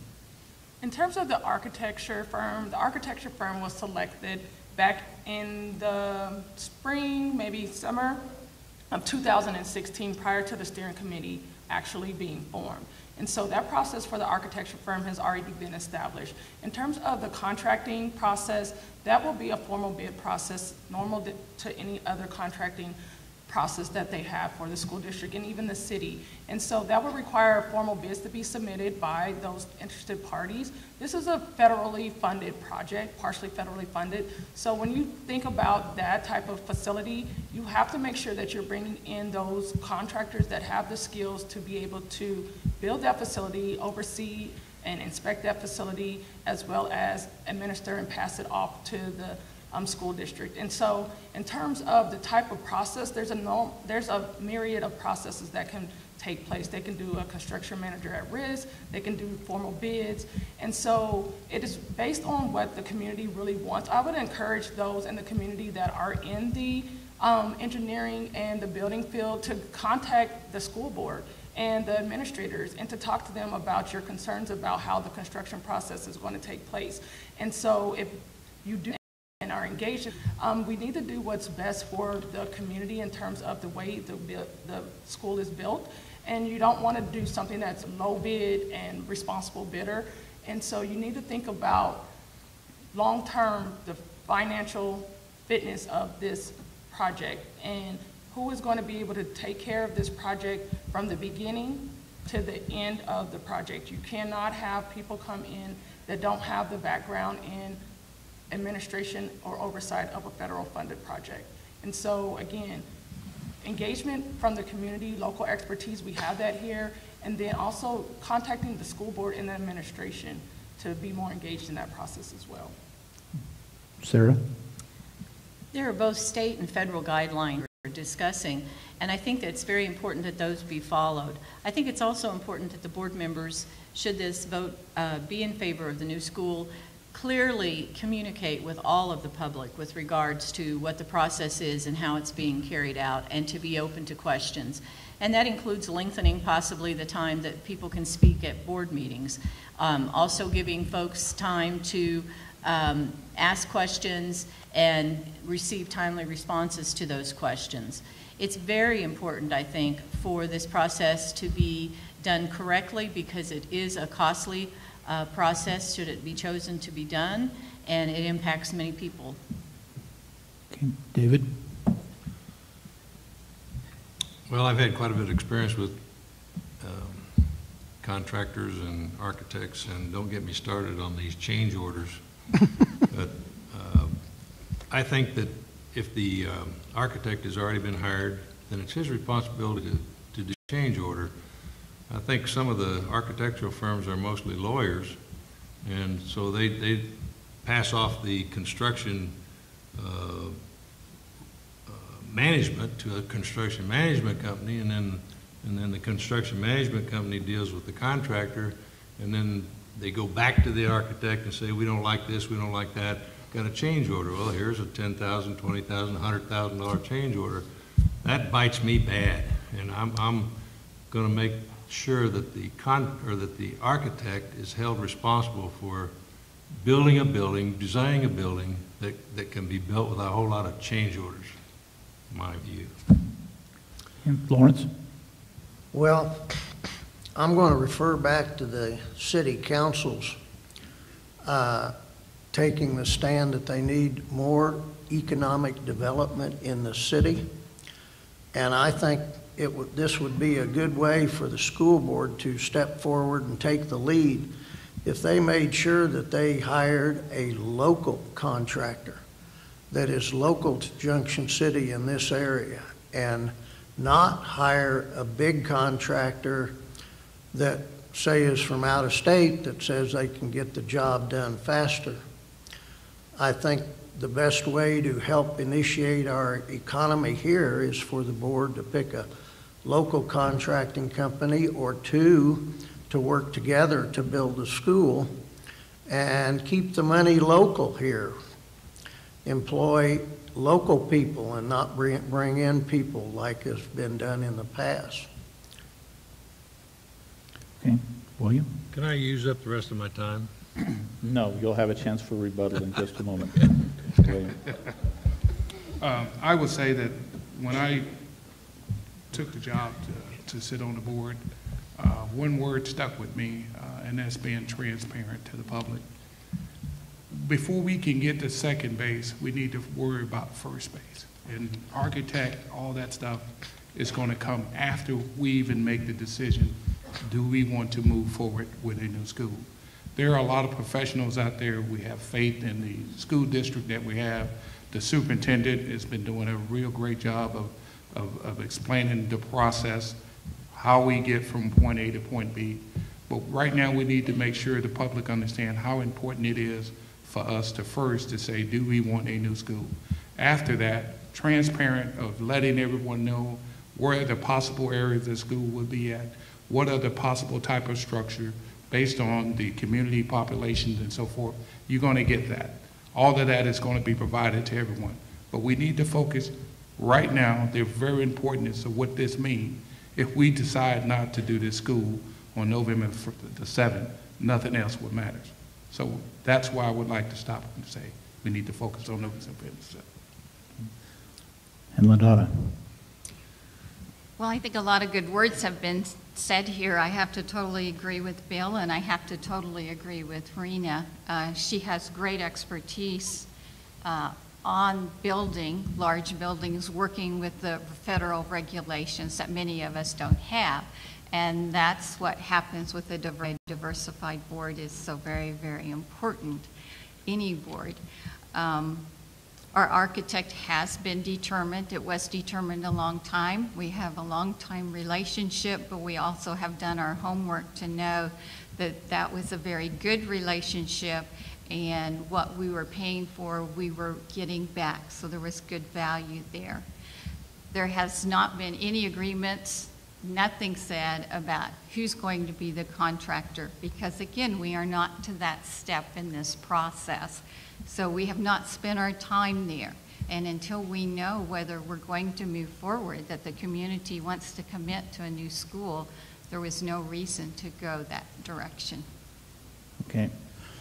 Now, Mr. Walker, as they say, use it or lose it.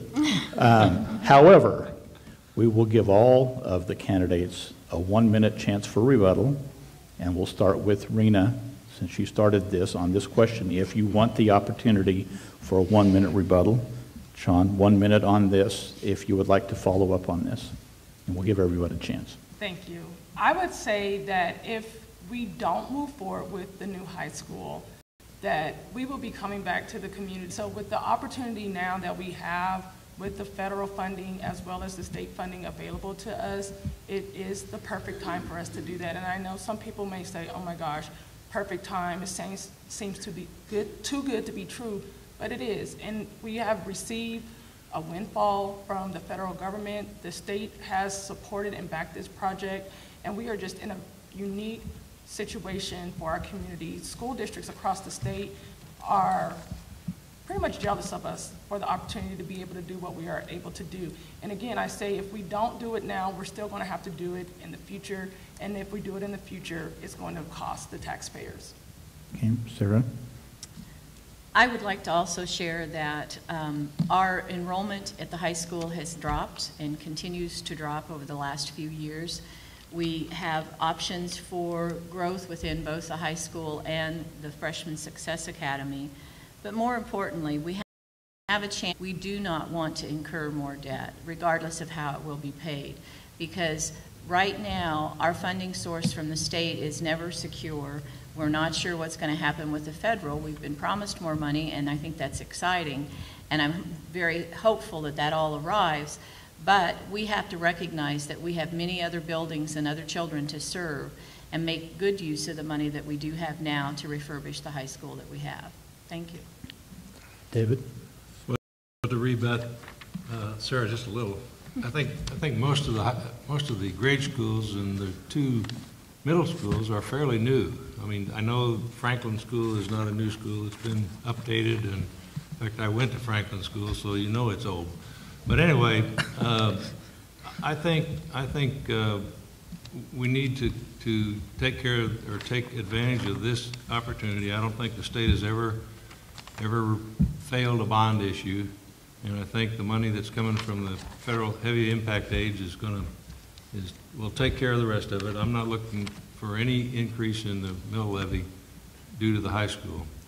The one thing I wanted to say before was that I have already talked to several large contractors who I worked with at Fort Riley and other places, and trying to encourage them to take a set of plans and bid the job. So it'll be a competitive bid. Okay, Lawrence? I didn't know it was. I didn't say it was bad. I thought, you know, it could be like wine. The older the building, the better it gets. But I can see everybody's point of view, and I still come back to worry about academics. Because we moved into a new middle school several years ago, and the academic achievement levels have dropped. That's all. William? I want to say is that, you know, the population in the community always rises and falls. And the reason why population has fallen is because of large deployments in our community. But one thing that I know is, and I work on Fort Riley, when a family member comes here, the first question that they ask, where can I put my kid in a daycare? And we don't have a lot of those facilities here. I think if we change our focus, how we take care of the family when they come here, this community will have more people in it. And we need to really think about how we take care of the families and their needs. And it starts with the kids. It starts with the youth. And this is why this is a big focus. And I think we need to put that forward to make this happen. And I can't really put a finger on it, what it would take to put more child care centers or daycare centers, how we take care of families. That just has to be the spirit that really flows in the people here at Junction City. If we want this community to grow, we have to look at where it takes in the families, what their needs are. Okay, and LaDonna. Well, a new facility affirms our commitment to educating our youth in the way they need to be educated for tomorrow, the flexible environment. Every student now tends to have their own individual student plan. They learn at different rates, they excel at different rates, and a lot of that comes from the technology and how that technology is set up and how the teachers and the staff can interact with that student. The 47% match, if we don't approve that, it goes away. So where will the funds come from 5 years from now or 10 years from now? Then the mill levy will have to change. There are 9 school districts that will vote November 7th on a bond, but we are the only school that is going into that without any mill levy increase. And that's because of the opportunity with our heavily impact aid. Everyone else is voting for a 4 to a 20% 20 mill levy increase in their school district. Ours is at 0. Okay, we're going to go with the same topic, but we have some of the topics we want to get to. So I'm going to shorten this one up and go with a 1-minute response, if you will, on these. And one more question about the possibility of a new school, and the question's been asked, your thoughts on what to do with the present facility if a new school is built somewhere else. So your thoughts on the current high school property. And we will start with Sarah Talley on this one. Thank you. 1 minute. Thank you. I believe that a school building does define an area in a community, and it would be very sad to see the vacuum that would be left if that building were torn down. I think there are still many uses for that building. As I stated, I think it's a building that still can continue as our high school. I think we need to look as a board at the many facilities that we do have and how those facilities are being used. We also need to think about the impact of the choices that we make on the other entities with them and continue the collaborative relationships that we already have. Okay, David? Well, I think the first thing you do is advertise it on a national basis, advertise it for sale as a high school or as a school or some other type of facility that somebody could come in and remodel. Secondly, I think it would need to be torn down if that didn't come about. I think the same thing could happen to the freshman academy. But when you end up with a spot of ground in a city like this that could be used for some other industry, light or technology-wise, I think there'll be a market for that site. Okay, Lawrence? Well, I think it'd be very hard to get the high school sold, especially if it has the football field and track attached to the sale. And I hate to see all the money that was put into that track and football field just 6 or 8 years ago to go to waste. So I think there would have to be a very hard look at what they are going to do with that building, and maybe they would expand special education into that building from all other schools, or maybe they would want to develop a VOTEC program to fill up that building and make use of it. But I don't think that we should stop and look at it as an empty building and put it up for sale or tear it down until we expand those horizons. Okay, William? Well, I have a background in environment, and I would say that there's probably a lot of things in that school could be recycled. There's probably some funds that could come out of that school back into the school district. So, but what we need to look at is that school is nearly unsafe. And I don't think anyone out there will probably want to buy that school if they know how much money they got to go in and tear out everything that's in it and build it almost from the ground up. So I think we need to look at probably what could be recycled from that building and really label it to be unsafe once we move out of it. And I think we would just start anew with the land and sell the land. And the land will also bring some money back to the school. So I think there's some money that could be driven from the old school or what's left of it. But we need to look at why we're leaving the school. It's because it's unsafe. Okay, LaDonna? Well, in a perfect world, it would be great to sell it. But honestly, because I love everything in this community, my due diligence and compassion, I think I would feel guilty selling it to someone else, knowing what was ahead for them in rebuilding, demolishing, restructuring.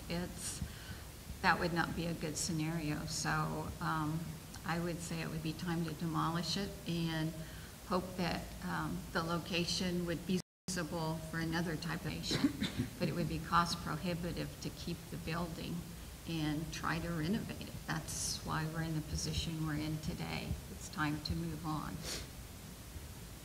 Rena? Thank you. I think this provides an opportunity for the city, county, chamber, and the school district to collaborate and come up with some ideas as to the best use of the site. If the bond election is approved, it is included in the actual cost to demolish the site. And I know to date there's not been interest in the actual facility because of the same issues that are experienced right now with the school district. And so there may be opportunities to salvage the stadium. I mean, each building facility has an estimated useful life. And by the time, if the school is approved, that estimated useful life of that facility, at the turf, I should say, at the football stadium will expire. And so, however, there are still opportunities to allow for that to be utilized and to provide opportunities for youth sports in the community. So I would like to see, if possible, that the stadium could be salvaged and there could be a partnership with the city, the county, or some other entity to be able to keep that on the premise. Okay. Excluding the high school vote, what do you see as a priority of the board and USD 475? And David, we'll start with you.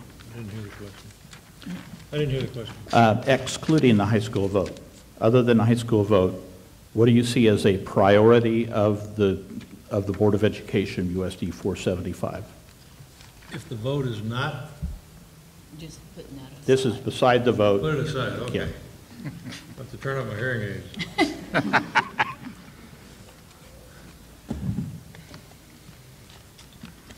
Well, as was mentioned here before, the scores or whatever haven't been what they should be. I don't know where that comes from, whether it's from the interest the students have in school or the interest that's been made available to them, but that's probably one of the key things that should be worked on. Okay, Lawrence? Well, of course, I'm interested in academic achievement, but there's another instance that I know went on when I was teaching here, and from what I gained from talking to people, students aren't getting materials that they need to have. Parents are having to provide them. Teachers are paying out of their pocket for materials in the classroom. The last 3 years that I taught in USD 475 at the middle school, teaching science, I spent over $5,000 a year out of my own pocket for materials. And I think that one of the things that we should concentrate on is getting the to the students so that the parents shouldn't have to bear the weight of providing other materials that the schools don't provide. And I think that the schools should make sure that their teachers don't have to pay money out of their own pocket to buy supplies for their classroom. Okay. William? I think the board should be focusing on technology. I think we need to stay above technology for our kids, and I think the better we do that, the better our kids is going to be educated. Other than that, I think we also should be worrying about to grow our own, to keep our own teachers, which we have lacked it over the years. A lot of teachers leave to go to different communities for other jobs and so forth, and I think Dr. Miller and I, we've been working on or grow our own program to where we can keep students here that graduate and then become teachers in their own community. We have a lot of folks on this panel and on the other panel that have been born in Junction City and still here. And we like to see kids grow within this community. So I would say that that's some of the focus that we're focusing on. But then I know that we have real good teachers in this community, and so we like to really keep them where we have here. And I think not bringing a new school back into the plan, but I think if we did some of those things that we talked about earlier would help us in the future. Okay. LaDonna?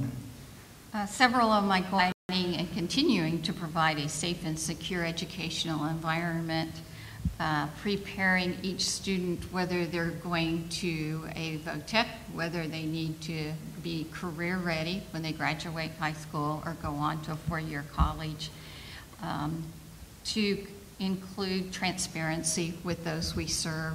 I think that has changed tremendously and improved greatly over the last few years. And probably the most important issue is to retain and attract our educators that we currently have here.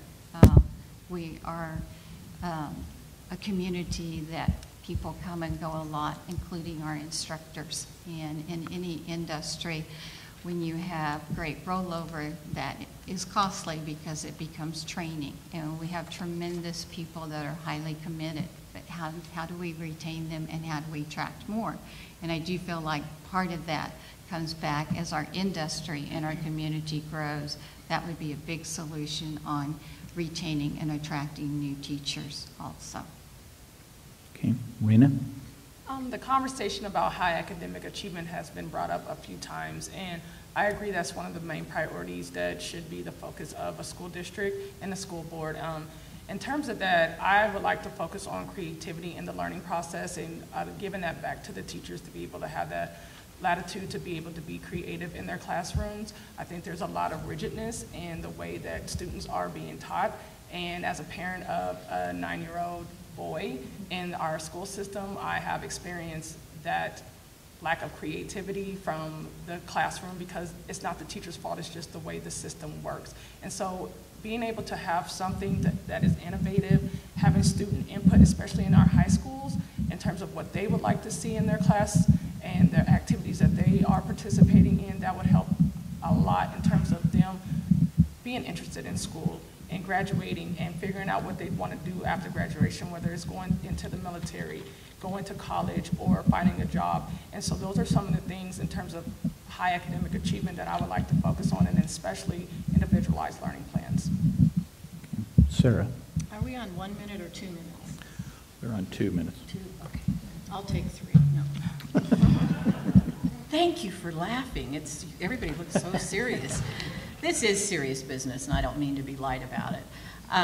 I think one of the first things that I feel the board will need to address and will be able to do a very good job with is to bring the community back together over whatever the vote is for the high school. I think it's going to be imperative that people feel there's a place for them, a place for their idea, a place for their thoughts regarding the election, whether they're on the winning side or the losing side. And I think that's the first thing we need to get rid of is the concept of winning and losing. There was a decision to be made. People were offered the options, given lots of information, and allowed to make that decision. once it's made, it's all of our job to work together to move forward in the district. Academic achievement is a nice word to throw around, but I want you to take a minute. We just finished parent-teacher conferences. How many of you that have children were able to ask your teacher, will my child be ready for the next grade? Is my child reading on grade level? Is my child able to do math? Is my child in learning at a rate that's going to allow them to continue to be successful? And if they're not, why and what's happening and how can I help? Academic achievement is very much the goal and the purpose of an education system. We're here to serve the students and the parents, the teachers and the administrators, and it's important that all those parties work together. I think it's important that relationships among those within the school district are maintained and kept and addressed. Like many things in Junction City, we have the potential to make it happen here. Okay, we're going to try to sneak in 2 more questions here yet before we go to closing comments. So we'll go to 1 minute each response on these last 2 questions. And we will start with Lawrence. And we have a question from the audience about diversity in the hiring of teachers. And your thoughts on diversity and how it comes to play in the hiring of teachers in USD 475. We'll start, again, 1 minute with Lawrence. Well, I think about back several years ago, and the board that is in place now probably had nothing to do with it, but USD 475 went overseas and hired a bunch of several foreign teachers, brought them over and their families over here and put them and found out they knew no English. And a lot of the students really had a hard time. And I think that the school board, when looking at applicants of teachers, I think we should look at a diversified group of teachers, but I think it's also very, very imperative to make sure that they are able to communicate with students and just not bring them in to fill a position. Okay, William? Well, I think that's a goal that we need to work on, and that's why I volunteered to come and sit on the board to diversity. Yes, we're in need of diversity, but we also have to open the doors for opportunity, and I think we're working on that as well. We're trying to work on building relationships, and I think that's one of our goals, and we're working towards that. Okay, LaDonna. There is a shortage of instructors. We need to be every place we possibly can and post all our positions. HR does visit surrounding colleges to recruit instructors to our school district. We are known throughout the state as one of the leading districts. Our professional development is very high and very respected within our state. We have to be able to promote those teachers, develop them, and retain them. And it's a challenge, not just for us, but everyone in our state. And we just have to keep working on it. Rena. Thank you. In terms of the idea of diversity and inclusion, that is something that I had as one of my district. There has to first be a value placed on the importance of diversity and inclusion. And so there needs to be some type of collaborative efforts with the parents, the teachers, the staff, the administration to see what diversity and inclusion looks like for our community. There has to be representation at all levels, not just the school district, but the city and county as well. We need to think about who are we serving and the needs of those people that we are serving, and how are we able to serve those people if you don't have the representation of those people on your elected boards and commissions. And then also, LaDonna had mentioned that HR does go out and meet with other colleges and universities. There's also opportunities for professional development within those and universities and inclusion training. So those are things that I feel are very important. Thank you. Sarah. I think when it comes to diversity, we need to go one step further, and it's a very deep and a very important step. It's more than representation. It's the respect and honor and belief and actions on those beliefs that people of color, people of different, any way that's different than the white persons that you see sitting up here, are capable and able and loving and endearing and, most importantly, very talented teachers. I think too often there are people that are dismissed because that's not the culture in their school, and I think that too often they are not supported because they are misunderstood, because we haven't made a choice to believe not only can all kids succeed, but teachers of all color can succeed. David? I guess the question answers itself. I think Junction City is one of the most diversified schools districts in the state. If you're talking about teachers, when I was in business, was if they can do the job, anybody can do the job, that's who you hire. And so I don't understand the question about diversity. I thought we had diversity. Okay. And the next question also deals with teachers, and it's on retention of teachers, and how can we do a better job of retaining the teachers that we have in our school district. And William, we will start with you. Well, that's almost like the same question we just got done with, but to grow our own program, meet that cause. If we already have diversity kids in our school that want to become teachers, we already have a pairs, and we also have substitute teachers that comes that fits that diversity, that may want to become a teacher. And I think that Grow Your Own program is what we're trying to do to help keep the diversity within Junction City. I think once we first bring one teacher aboard that grew up in this community and went to the school and became a teacher and was a minority, I think everyone would be very pleased that we have a program in place to strengthen the diversity in this community. Once one kid see that that person can make it, then they're all going to know that they can make it. And that's what we're working on. LaDonna. Would you please restate, Mark? What's more teachers?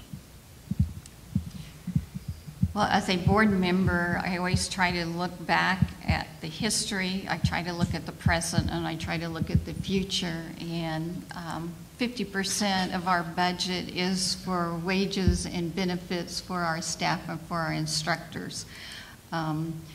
We want to do the very best we can for them. They obviously work extremely hard in our district, because our district is very unique in the fact with 60% military, we have our children evolving in and out, and as that occurs, each instructor has to create that individual learning plan for that child.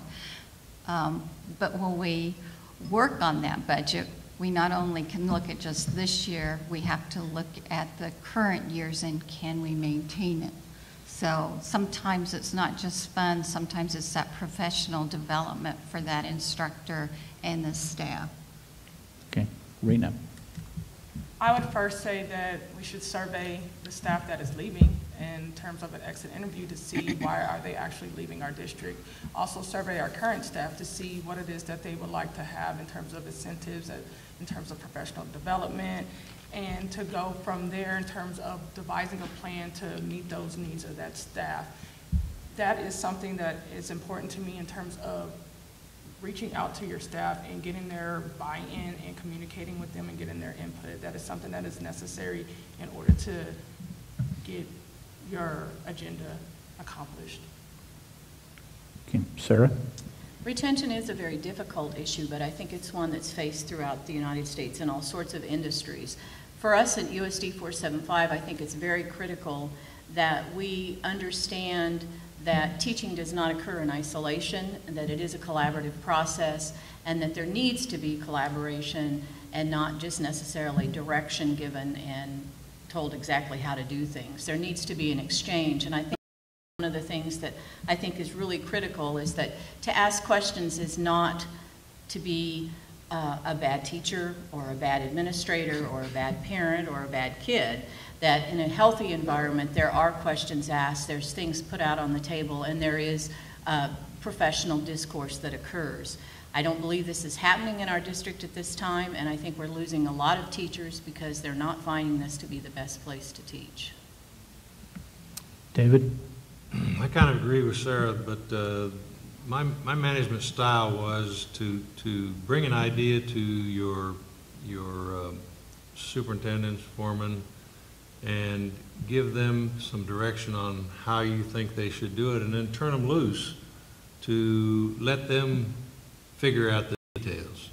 And I don't know whether that works in teaching or not, but I would think that if a teacher was told this is what you need to do, you figure out a way to do it, that ought to work. I don't know. Okay, Lawrence?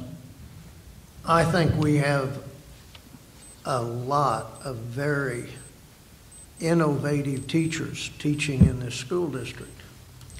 But when you have an innovative teacher teaching, they don't always want to follow the set curriculum. And to go outside that curriculum, if they have to pay money out of their own pocket to do it, there's very few teachers that will do that, and instead of sticking around, they'll go to some district that they can teach in their innovative style and not have to pay money out of their own pocket. And I think we lose a lot of teachers because the schools district in the past has stifled their innovative thinking. Thank you. Okay, we're going to move on now to our closing statements, and there will be a 2-minute limit on that because I understand there's a banana split or something of waiting for someone out in the audience if we can get done. So we need to move on. So we're going to go with our closing statements, and we're going to reverse the order and start with Lawrence Young, and again, 2 minutes closing statement. Well, first of all, I want to thank you folks for coming and listening and sitting and listening. I've always been, in the 41 years that I've taught in school districts and schools, I've always been #1 for students. I will bend over backwards to try to develop interest in a student, because if you develop interest, it doesn't have any limitations in their learning. I have opened up a email account, young.educator@gmail.com, for parents and taxpayers to email me any concerns that you have. I will try to deal on every concern, get an answer for you, and return your email with an answer to your question. And I would like to have your vote on November 7th. Thank you. Okay, David? Thank you for being here and for listening to us. We all have I think a heart for education, and the first thing I believe is that education is very important to everyone, that it's where progress in life starts. Without education, you don't go anywhere. And I think the school board has a responsibility to the students, the parents, and the community to offer the best education available to prepare them for success in life, whether it's college or a career. And we have a global economy. To accomplish this goal, we've got to work with the staff, the teachers, and the like-minded board members. We have a responsibility to the families at Fort Riley, and a new high school would show that we care and we support them. I ask for your vote on November 7th. Sarah? Again, thank you for being here this evening and for listening, and for all the people that are out there listening also.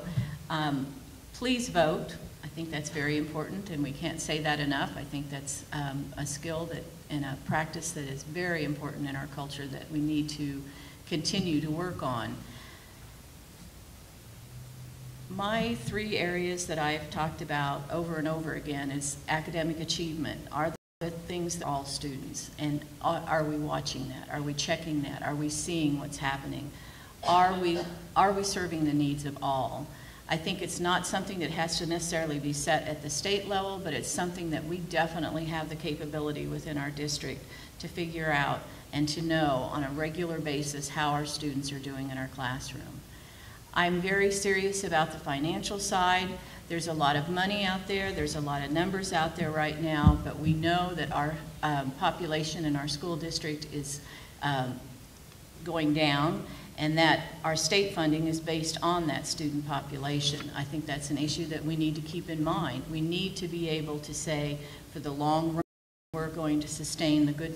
I sounded harsh earlier when I said about teachers leaving, but we have people that want to be here, that care about what's going on here, and we are losing them. I think it's very important that we find those ways to communicate within our district. We have the staff, both administratively and teachers.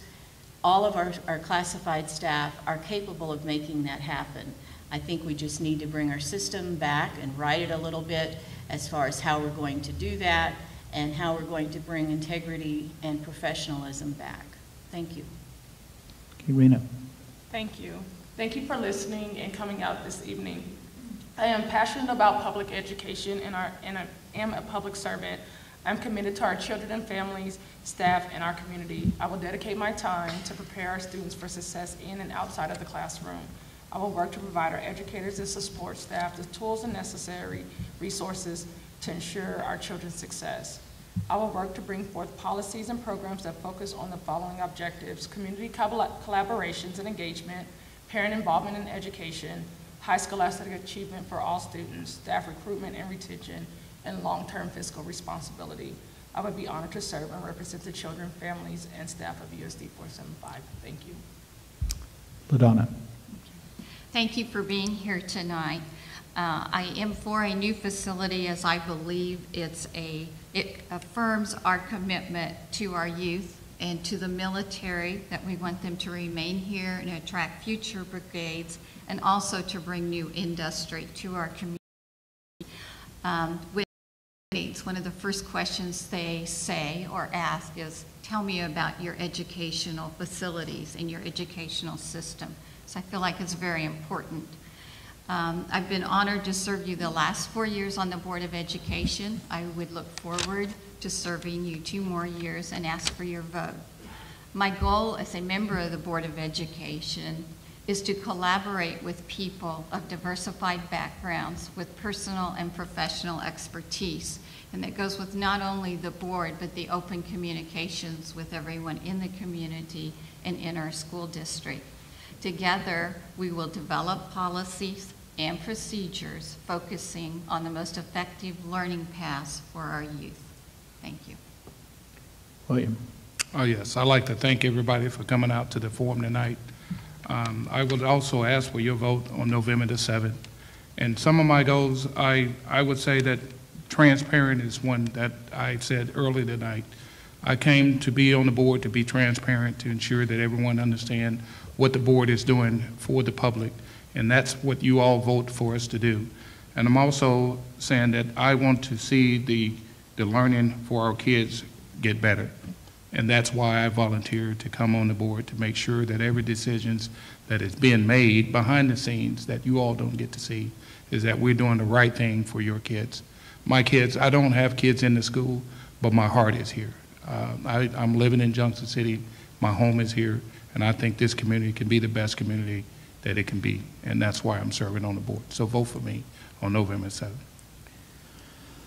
Okay, once again, for the 4-year term, William Brooks, Rena Neal, Sarah Talley, David Walker, and Lawrence Young will be your candidates for the 4-year term. LaDonna Young-Hans and Stephanie Holloway will be the candidates for the 2-year term when you vote on November the 7th. Let's give our candidates a big applause for coming out this evening.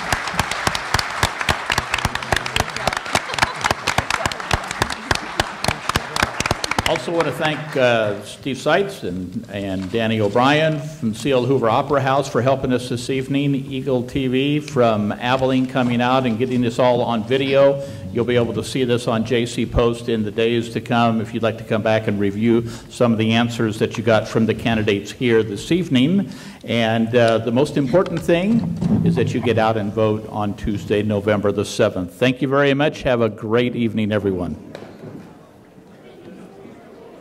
And that does complete our candidate forum here tonight at the C.L. Hoover Opera House. Candidates for Junction City Commission, followed by candidates for the USD 475 Board of Education participating in this forum.